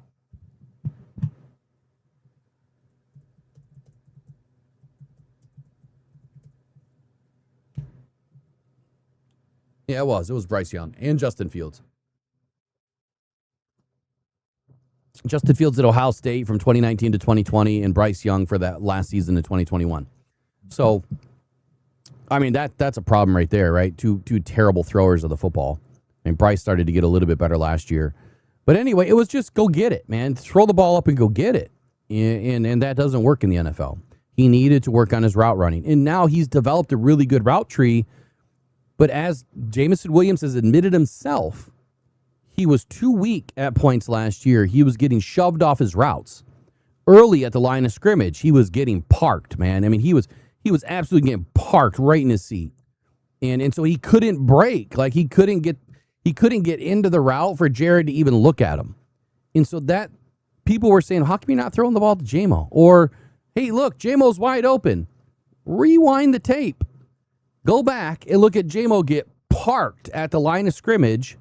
Well, you're not there. I'm into my third, fourth, and then nobody's open, and I'm coming all the way back, maybe to get into my second or my third progression inside 2.8 seconds, mind you. And all of a sudden, Jamo looks wide open on the other side of the field. But he's looking wide open because they gave up on that side, not Jared, but the defense, because Jamo got parked. He's out of the play. There's no reason why he should even be looked at again. The ball should be out. And in the rare instances that Jared Goff actually had more than 3 seconds of time to throw, it looks like Jamo was wide open, but he really wasn't because it's already progressed. When Goff is not looking at that side of the field, it's not like he can just all of a sudden say, oh, he must be open by now. Let me turn again. No, you're going to get blasted if you do that. So that happened plenty of times where a lot of fans are saying, Jamo's wide open. Why are we not hitting him? I could say that about almost every play that someone looks wide open. I remember Eric and I had some disagreements last year on a few plays. One of them, I think Jared Goff threw the ball left end zone, and it might have been Sam Laporta was coming across. And I think the play was missed. Like, I think, I don't think we scored. I think we actually ended up missing a field goal. I can't remember the exact play or game or anything. I'll have to go back and look.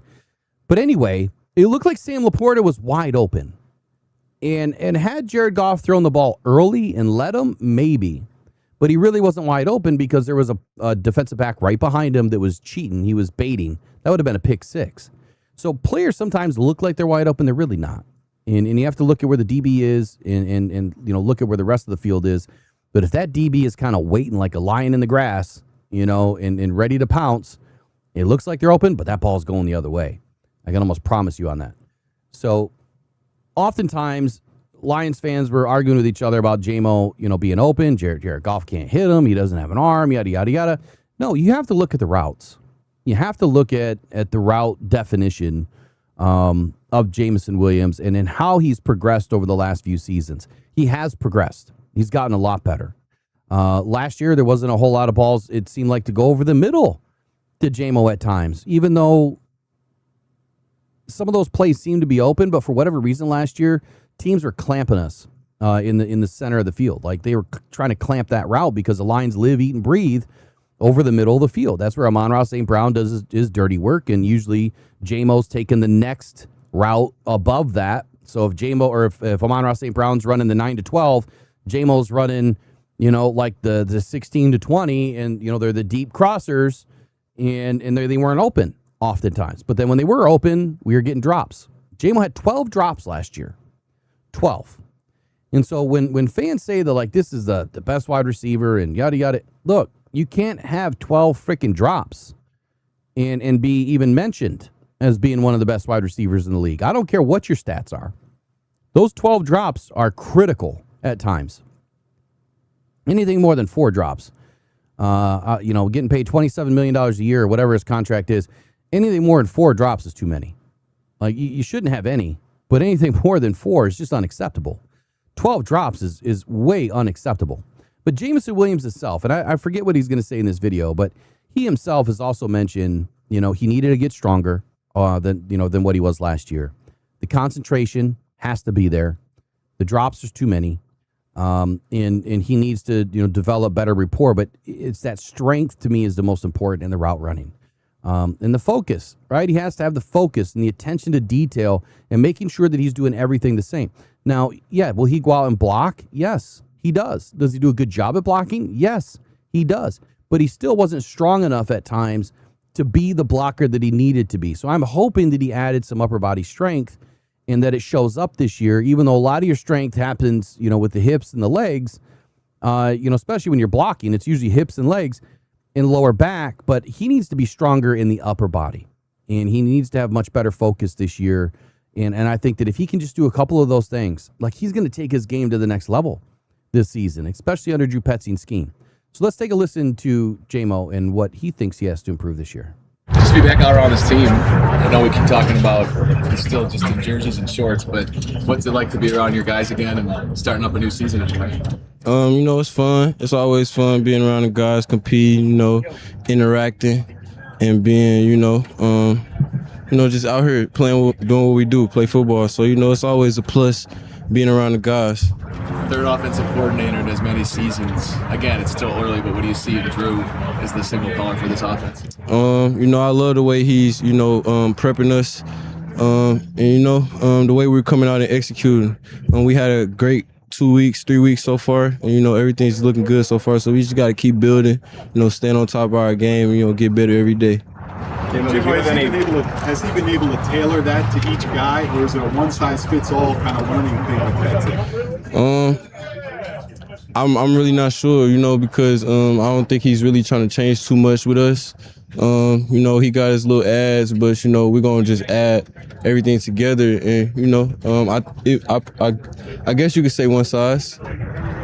Jimmy, did you have any specific areas you wanted to focus on in this offseason? Catching. That was my main thing, catching. I wanted to get better at catching. How'd you work on that? Any specific drills you were? No, it's a mind thing.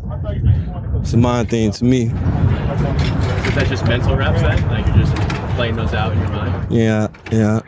A lot. You catch everything? What does it mean to you to have Teddy Bridgewater? It means a lot, He's played a big, huge part in my career. And that's my brother, man. I look up to him.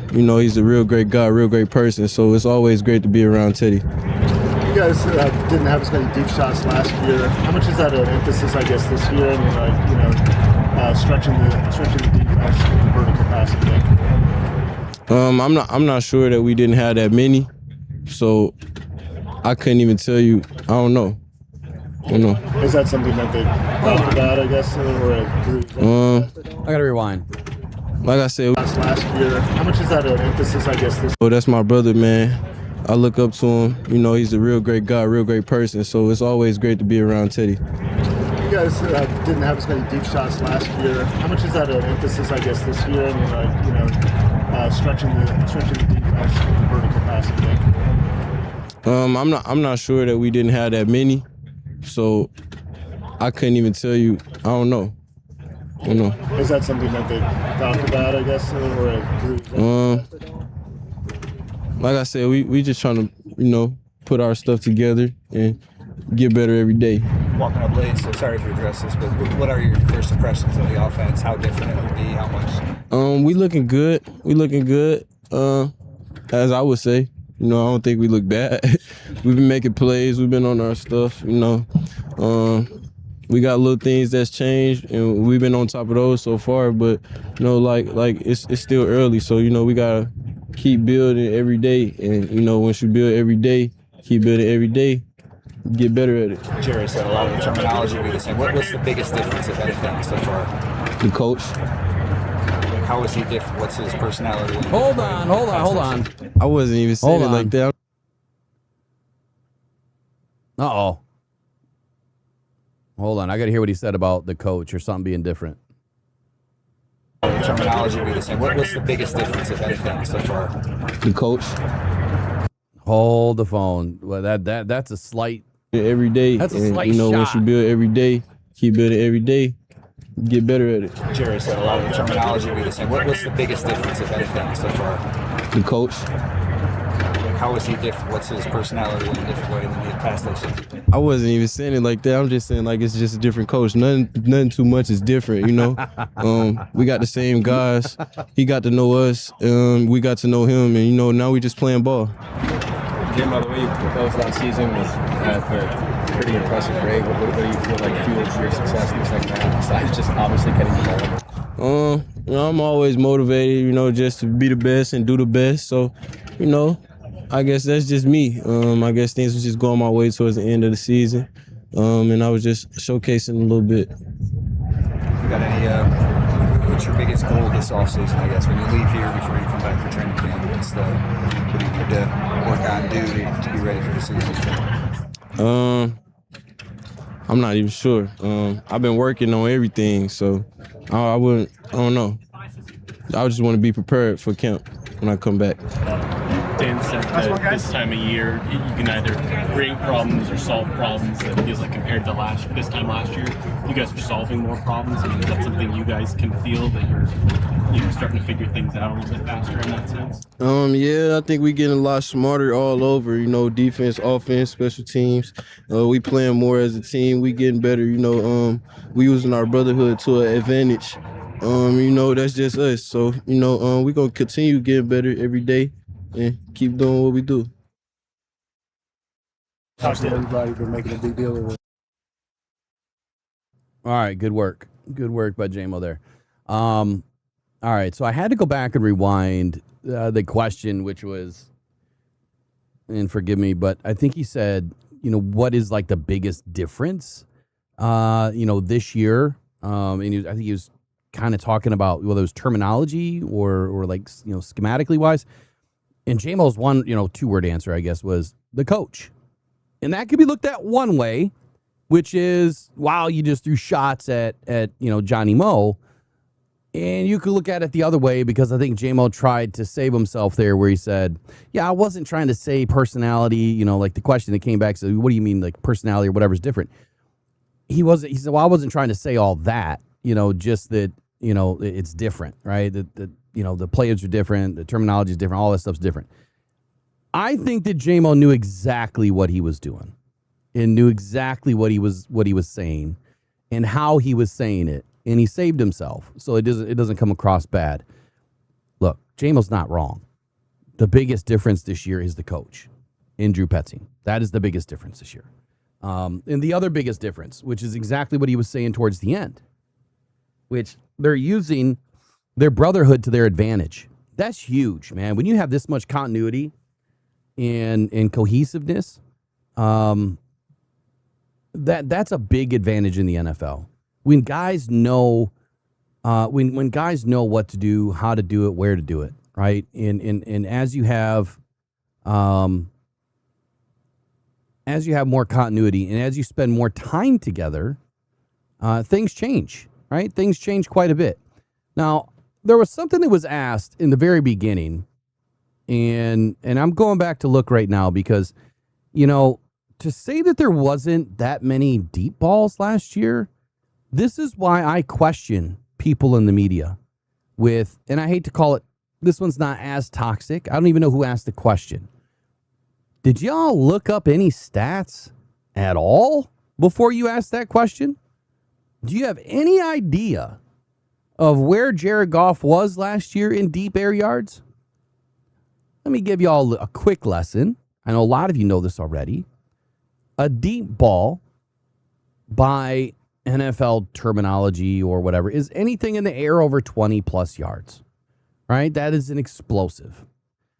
If you're saying deep, like north of 40, north of 50, look, they just don't happen that often league wide.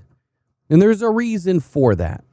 Now, north of 30 happens a little bit more. Okay, I think we all understand that. As you get deeper, it's less and less and less and less and less. Jared Goff last year, in passes over 10 plus yards, Jared Goff was number one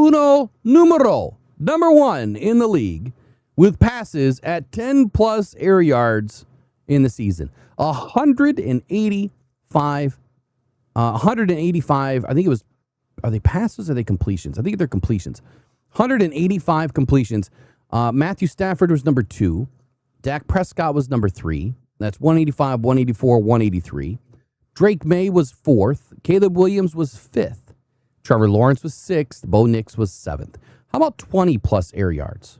20-plus. Any idea where Jared Goff was last year? Where do you think Jared Goff was in 20-plus air yards? Explosives. This is what you're looking for. This is what you're looking for.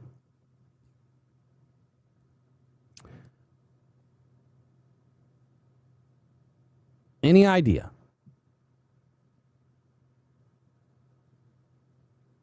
All right, I'll give you the answer now. 3rd. Jared Goff was 3rd in the league with air yards at 20 plus, which is exactly what you're looking for deep balls, right? Explosive plays. He had 66 completions of 20 yards or more. Drake May was 2nd with 67. He went to the Super Bowl. Matthew Stafford didn't go to the Super Bowl. He had 72. Caleb Williams sucks, and he had 58. So Jared Goff still better than everybody else in the NFC North by 10 plus and 20 plus. How about 30 plus? How about 30 plus? Where do you think Jared Goff was ranked 30 plus? So he was 1st at 10 plus. He was 3rd in 20 plus. If the trajectory is telling us anything, maybe he was in 4th. Well, he was. He was in 4th place. He completed 21 passes of 30-plus air yards or more.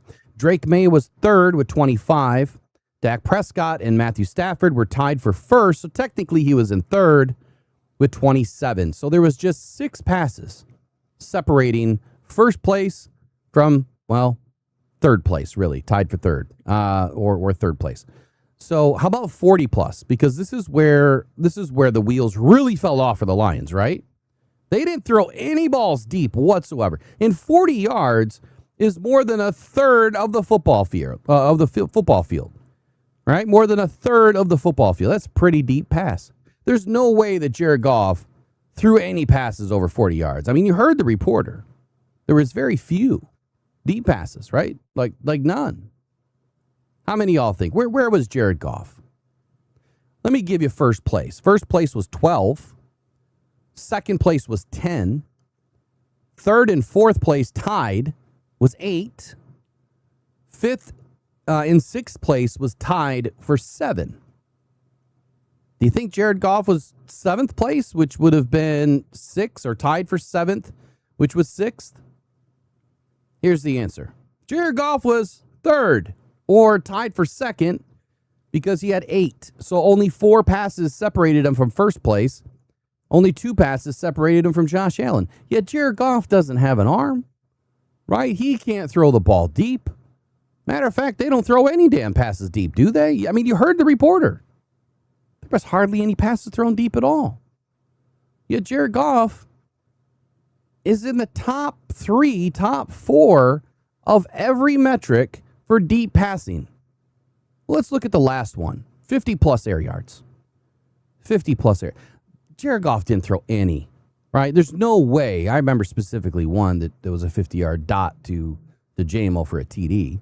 So we know he threw one. But how many did he complete? Couldn't be in the top 10. I mean, you would have to think that the teams that went to the Super Bowl had to have thrown at least 30 deep balls over 50 yards, right? Had to have. Otherwise, they wouldn't have been in the Super Bowl. Well, we just looked at top 40. The 40 plus, and the number was 12. So do you think it's more or less than 50? Well, how about 1st place was 5? 2nd place was 4th. 2nd and 3rd were tied. 4th and 5th place were tied with 3. And 6th and 7th place were tied for 2. 8th place, 1. So that means, let me see if I can scroll down here. I don't know if I can. That means every team below 8th place threw 1 or less ball, completed 1 or less ball over 50 yards or 50 yards or more. So Jared Goff, he had 2, which put him tied for 4th place. Drake May was 5. Josh Allen and Matthew Stafford had 4. Dak Prescott and Caleb Williams had 3. Trevor Lawrence and Jared Goff had 2. And every other team below that had 1. So there's your lesson of stats for the day. But I think it's just hilarious. It's just hilarious. All right, let's roll into as soon as I get it pulled up here. Roll into Dan Campbell.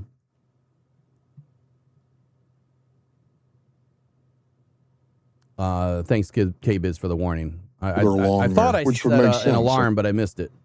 I think I turned my alarm off.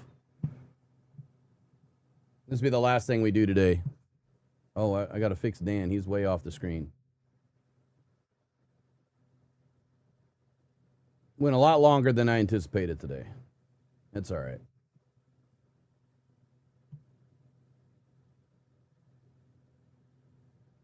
There you are, Dan.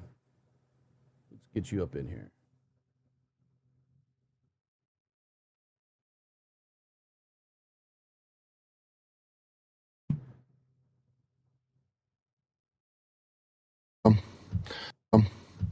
Really nothing new to update. That's for sure. For us, this will be OTA number 9, and then we'll have 2 next week for vet minicamp and get them out of here. But they're doing a good job of putting in the work. I like where we're testing each other on both sides of the ball. And I just, for what we can do, I feel like we're getting better with, the restrictions that are upon us this time of year. So, appreciate the guys, being here and putting in the work. Certainly our veteran guys that, are really the leaders of this team, man. They've been here and are like anybody else. They're just trying to improve. So it's been good. And since we're just at the end of OTAs, Bless I guess. Can you just expand on that a little bit? Where are you guys at now versus last year? Are you happy with sort of the cadence of the offseason? And next week, you've probably done this in the past, right? Only 2 OTAs. Is that last one for the young guys, or are you just done after Wednesday?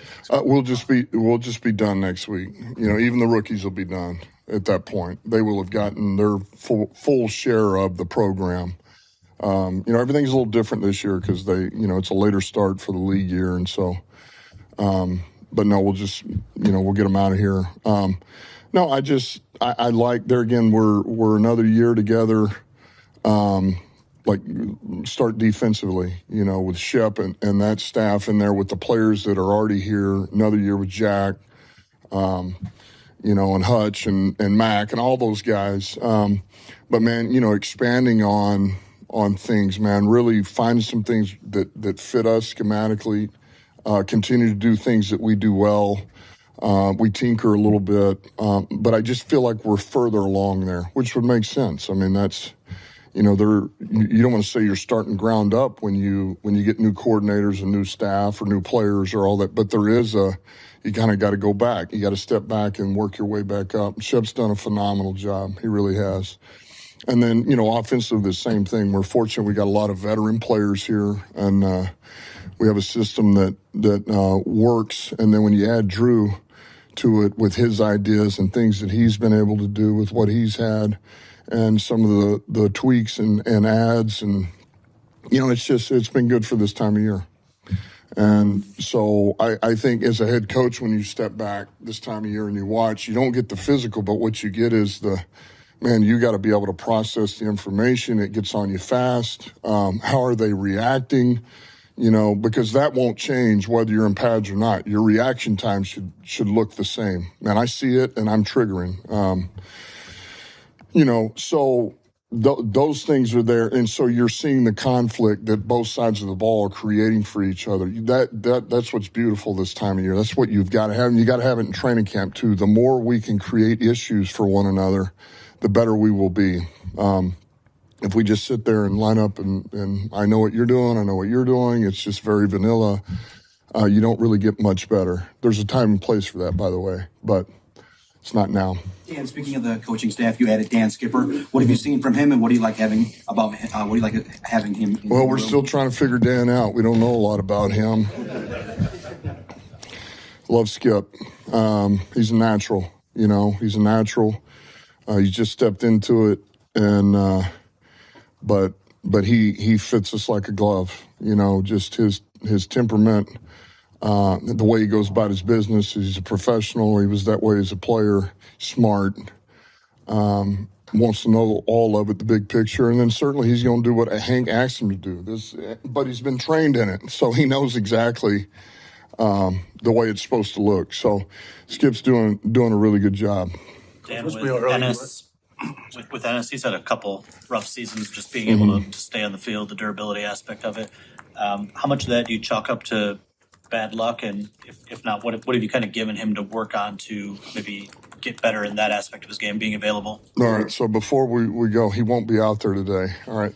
But it's not, there's a little bug, so he and Rock got a little bit of, but he's had a good spring. He's been out there every day, minus this bug that's kind of hit a few of our guys. But I think, this year, he had a lot of time to really not only rehab, but, man, work back there with Coach Schuler and Mike Clark when they were here, and certainly Fish. So, he's added a little bit of bulk. He's a little more dense than he was. That's always going to help the body. But there's nothing to say. There's nothing that would tell me that he won't be prepared and physically prepared to go into training camp. Now, whatever happens, happens. But he's where he's supposed to be right now in early June. Coach, I just wanted to know your early impressions of Blake Miller. It seemed like his teammates kind of, bringing him along, got a good rapport with the guys. But what's been your early impressions of Blake? Well, there again, he wants to do it right. He tries to do what you asked him to do, what he's coached to do. It's just it's early, and there's things that he learns every day, and look, even for not being there again, a physical aspect to this for pads, they're not going to, that D-line doesn't cut him really any slack either. So whoever lines up over him is trying to, that's kind of part of it. So went through it a little bit. Hutch went through it a little bit. They just kind of all want their, not in a bad way, but so he's learning, and as long as he continues to grow and just, take these small steps every day, he'll be fine. Thomas Harper gave you 9 starts last year. What was your impression of his ability to step up, and just how confident are you if he has to play a big role again this year? He did some good things for us, he did step up, and I think the biggest thing was, man, there were some really good things and there were some things that weren't as good. It was just a little inconsistent, which is what comes with a young player. And so what we're looking for, we like him. We like the ability. We like some of these things he's able to do is just continue to increase on that intensity. On the consistency of what you do, man. We just need to know that you'll do it time in, time out, every play. It's not going to get on you. And that comes with reps. It comes with reps. He's doing a good job, though. Obviously, it's hard to evaluate the trenches this time of year, but I'm just curious, you guys really revamped that pass rush. Just maybe some early impressions of Wanham, or kind of just how they're fitting in opposite Hutch and the makeup of that edge room? Yeah. I mean, all of these are leaning in a little bit to we're back into this. I know that, you guys need something but it is early. It's early. But I'll say this, for all the drill work that we get in those times where we can turn it up a little bit, Wanham looks good.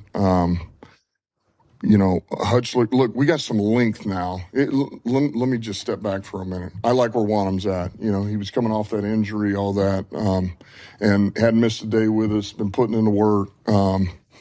And so he's doing a good job in spring. But, man, we've got some guys now, between Wanham and Turner and this pup Lucas, obviously more. Like, we got some length now. We got some size and length and athletic ability on the perimeter. Lacey is that, but he's a little bit more of that big end, big stacked. But we are big, we are long, and so you can't wait for training camp. That's you just can't wait. But these guys Casey's doing a good job with them, and they all kind of have their own little niche, their own knack. And just to watch them fundamentally get a little bit better and work their craft, and then we'll see what camp looks like. it'll be good.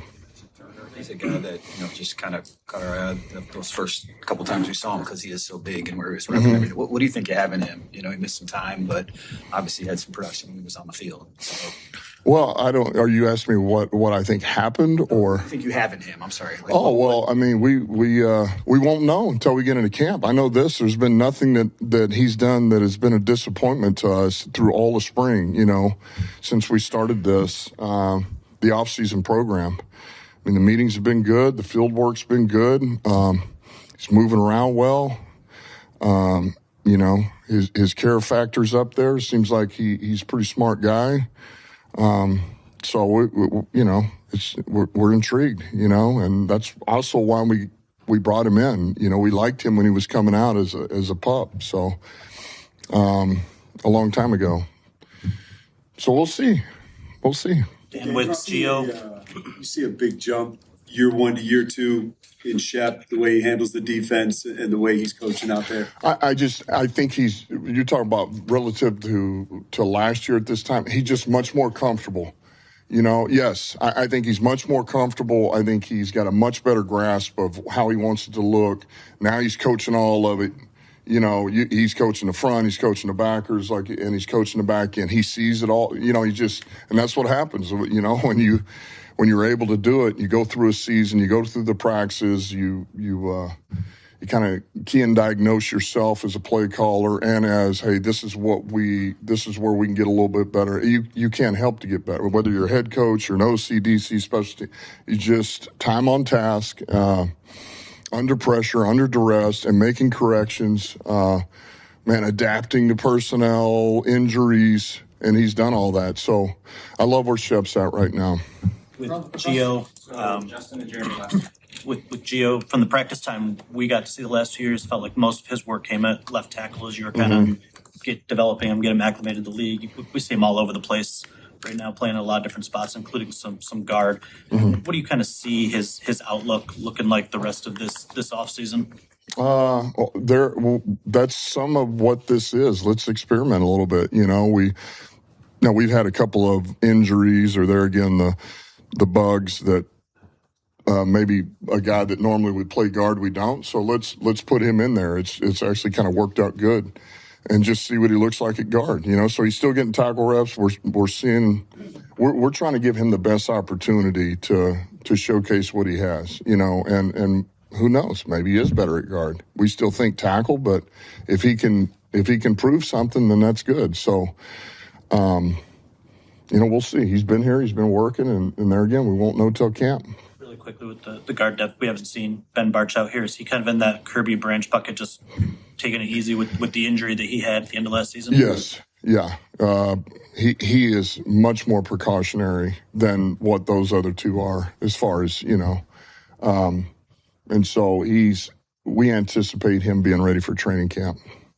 He's doing well. Speaking of a Branch, we've kind of seen the timeline shorten for some players across the league with Achilles injuries. Is there an outside chance that he's available for training camp at some point? I don't know. I mean, I guess there's always a chance. I'm going to just go ahead and widen the window so we don't have to talk about it anymore. Let's just go ahead and say December. And then anything before that is a bonus. That way you don't have to ask me. I would ask too, though, if I was you. I'm not saying that. Candidate, though, to start the year still? Say it again. He could be. He could be.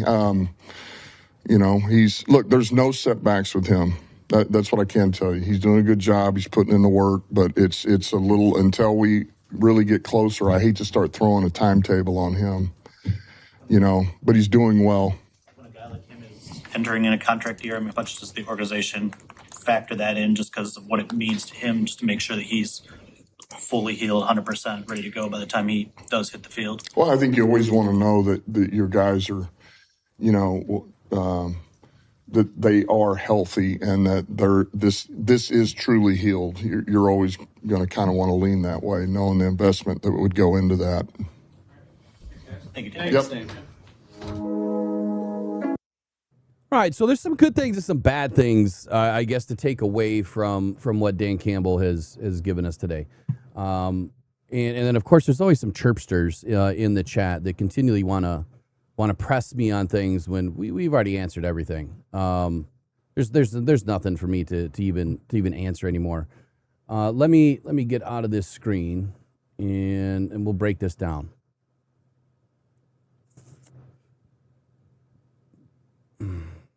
First thing I'll say is number one, why? Hold on.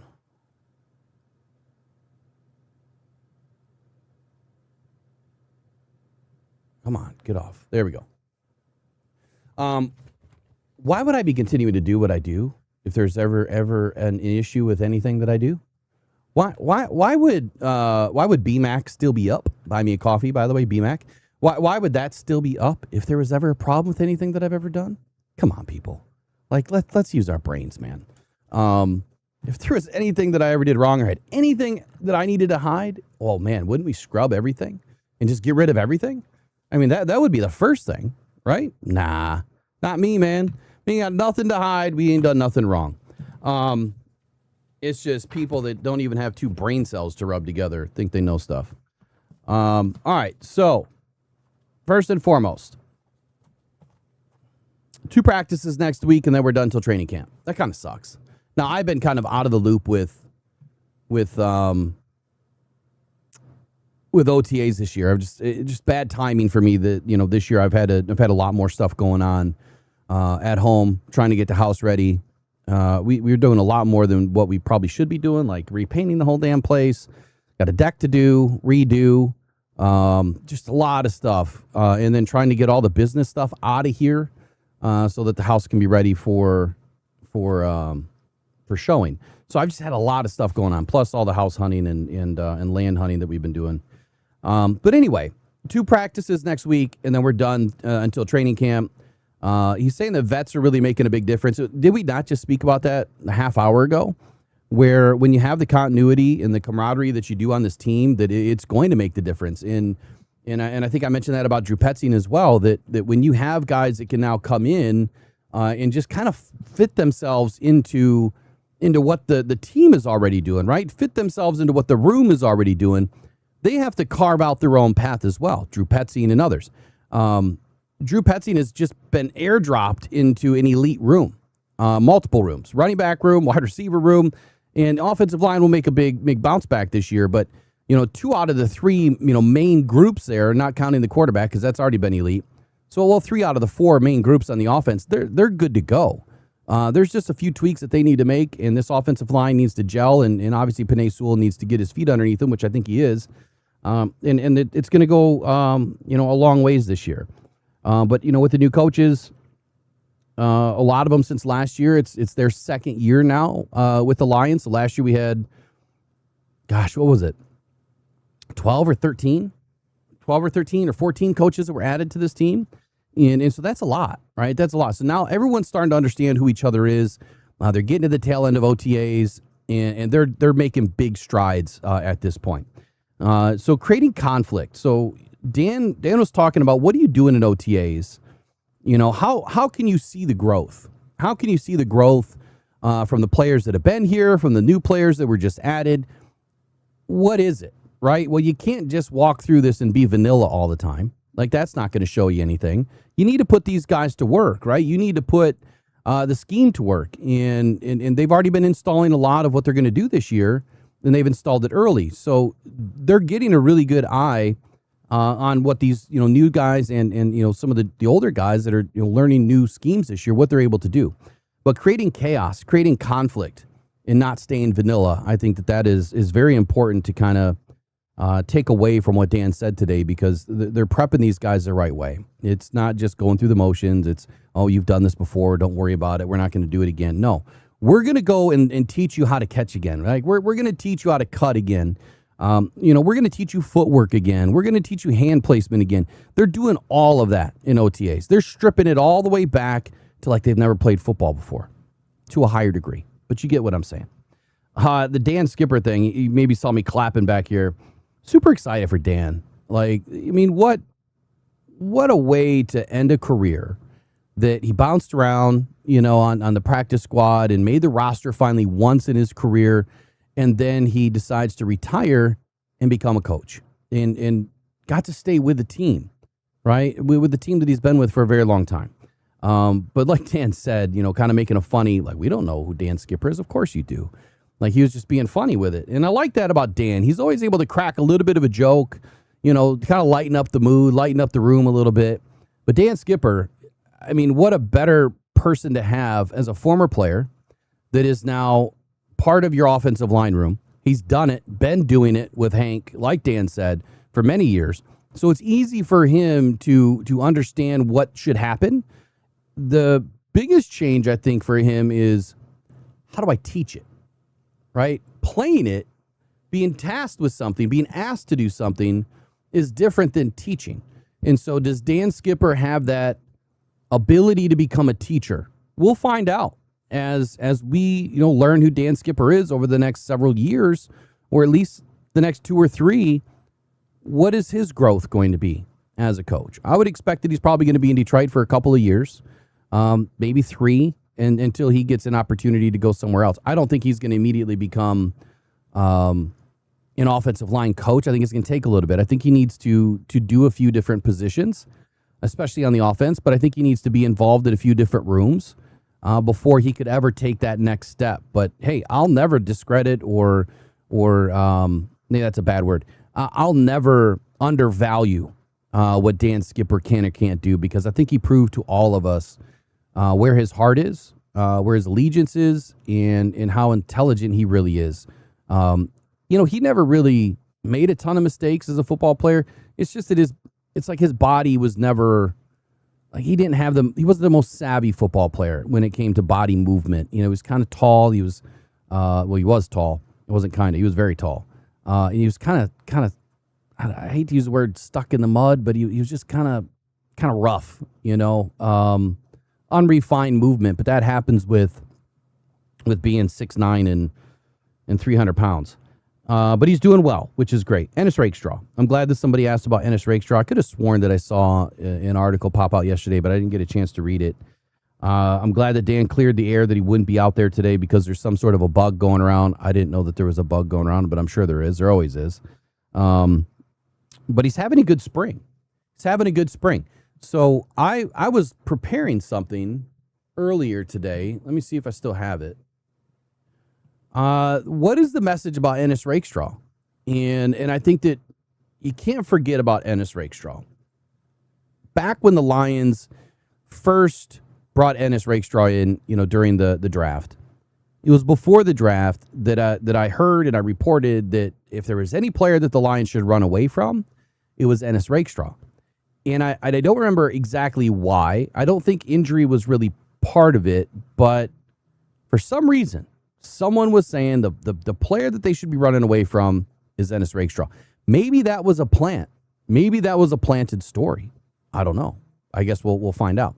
But the message today is that, while everybody is talking about DJ Reed, Terrion Arnold, Rock Ya-Sin, who's also sick, the new pieces or newer pieces that haven't really done much because of injury, there's one player that's really sitting, I guess, right in the middle of all of that conversation in this cornerback battle, which is Ennis Rakestraw. So according to Dan Campbell, he's not the same version of Rakestraw that they saw before. He's having a good spring. He's added a lot more bulk, which is good. He's always been a little bit thin. He's been practicing well. He's healthy, but he's not healthy because he's sick right now. But he's competing. And now all of a sudden this second round pick might finally be ready to show why the Lions picked him up. So he might be able to show the Lions fans, hey, this is why they brought me in. Look, when we saw Ennis Rakestraw early in his development in some of the preseason games, and I think he even got in early in like the first 3 or 4 weeks of the regular season when there was an injury, he got in, he played a couple of snaps. And I remember sitting back saying, damn, like that dude loves some press man. And he's very physical. So even though he's a little bit thin, he's like all muscle, but he was very physical. And so you could see why the Lions brought him in immediately, which was because he was a very physical corner. But his body needs to last, right? His body has to be able to take the abuse that he's trying to put forth on other players, right? He's out there trying to muscle guys around. He has to be able to take it too. And that's the difference, I think, with Ennis Rakestraw. He can give it just like a bad joke. He can get it, but he can't take it right now. So hopefully that's gotten better. If we want to go back and really remember the full story about Ennis Rakestraw, second round pick, 2024, 61st overall out of Missouri.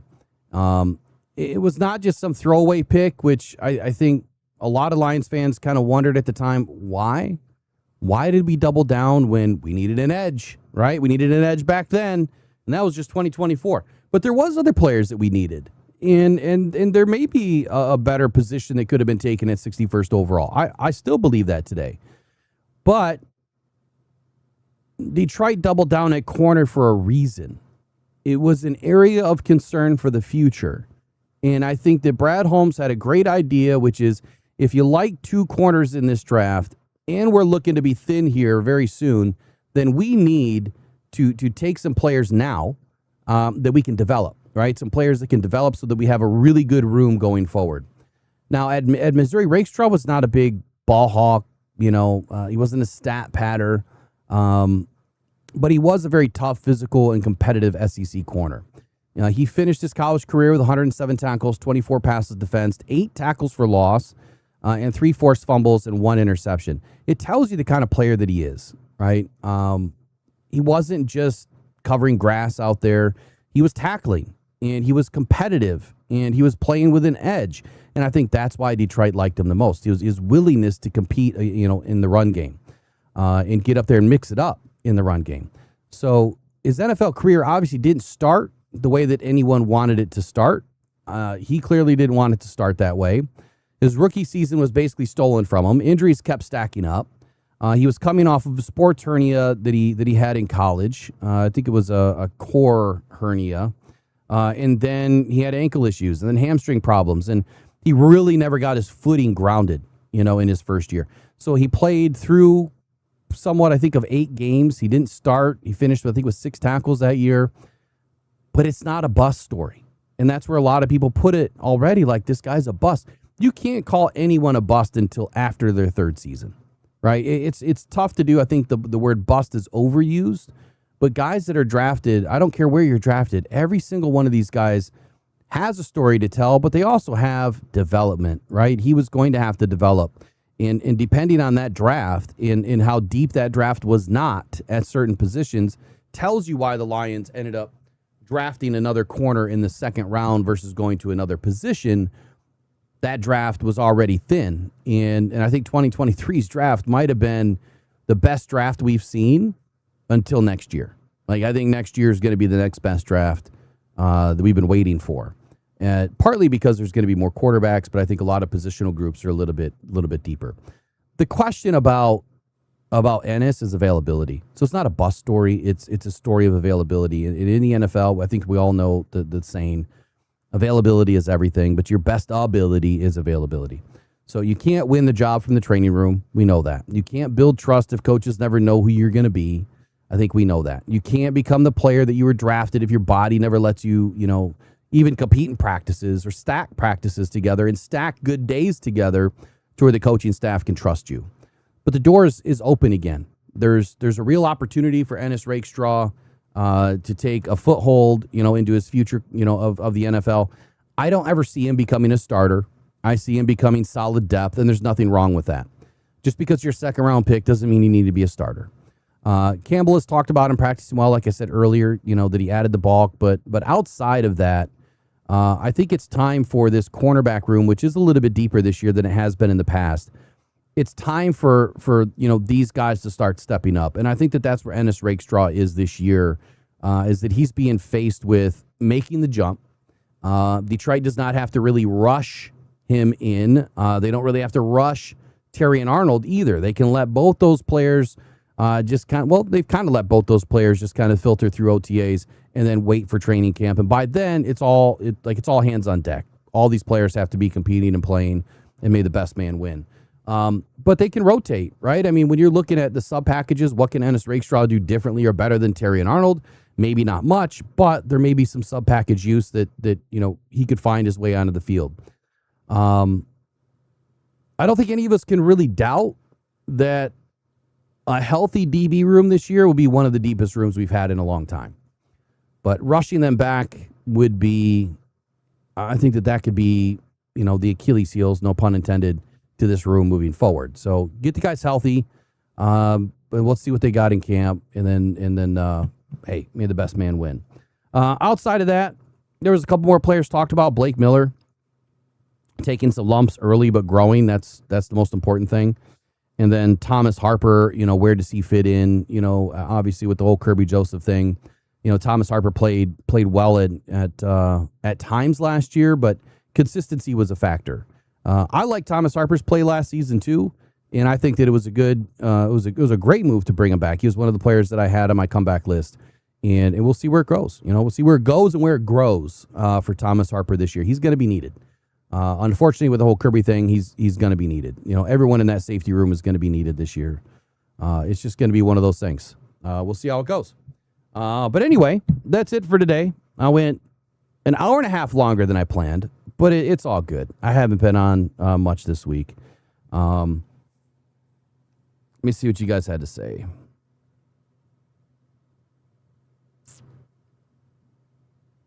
Not much. Okay.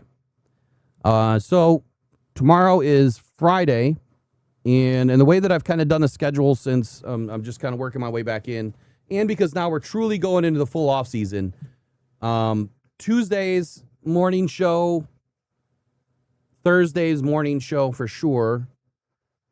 Monday, Wednesday, Friday could be evening shows, and that just depends on what happens over the next couple of weeks. The next couple of weeks, either we're done with everything and then possibly moving. And if that happens, I could be down for a little bit, and that's fine. But the goal is training camp and being ready to make sure that I'm ready for training camp and that we can go full go, because once training camp starts, there is no stopping. Like, the season is on, and it's the next 6 months in this seat. So I got to take my time when I can get it. But right now I'm going to yield back my time and your time, and I'll be back on hopefully tomorrow morning. If not, maybe tomorrow evening. But we'll do something. I got a lot of stuff to do. It's date night, so we're going to go have some fun tonight. Go out and watch Disclosure. I'm going to go watch it. It's supposed to be one of the best movies in a long time. I'm excited about it. And maybe we'll talk about that tomorrow or something. I don't know. Maybe we'll talk about it late tonight. I don't know. But I got a new channel starting too, and I'll tell you guys all about that. I'm probably going to start a Canva learning channel. So for people that think that I don't make my own stuff, got thousands of designs that I make, and so I wouldn't mind kind of teaching people how to use Canva, how to make thumbnails, how to make any graphics, and just share what I know. So I might start a Canva learning channel. But there's some other channels that will be started here pretty soon too, and I'll let you guys know what those ones are. The ones that I don't want you to know unless you find it, that's different. Because I don't like my name or my face attached to certain channels, just because whether it's religion or politics, I don't want to be a part of it, right? All right, you guys take care. Go Detroit Lions, go on Pride. We'll see you guys in the next one, hopefully tomorrow.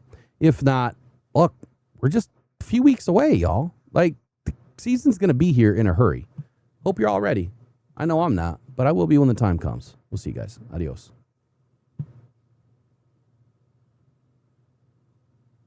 Pressured by Hutchinson, he goes down.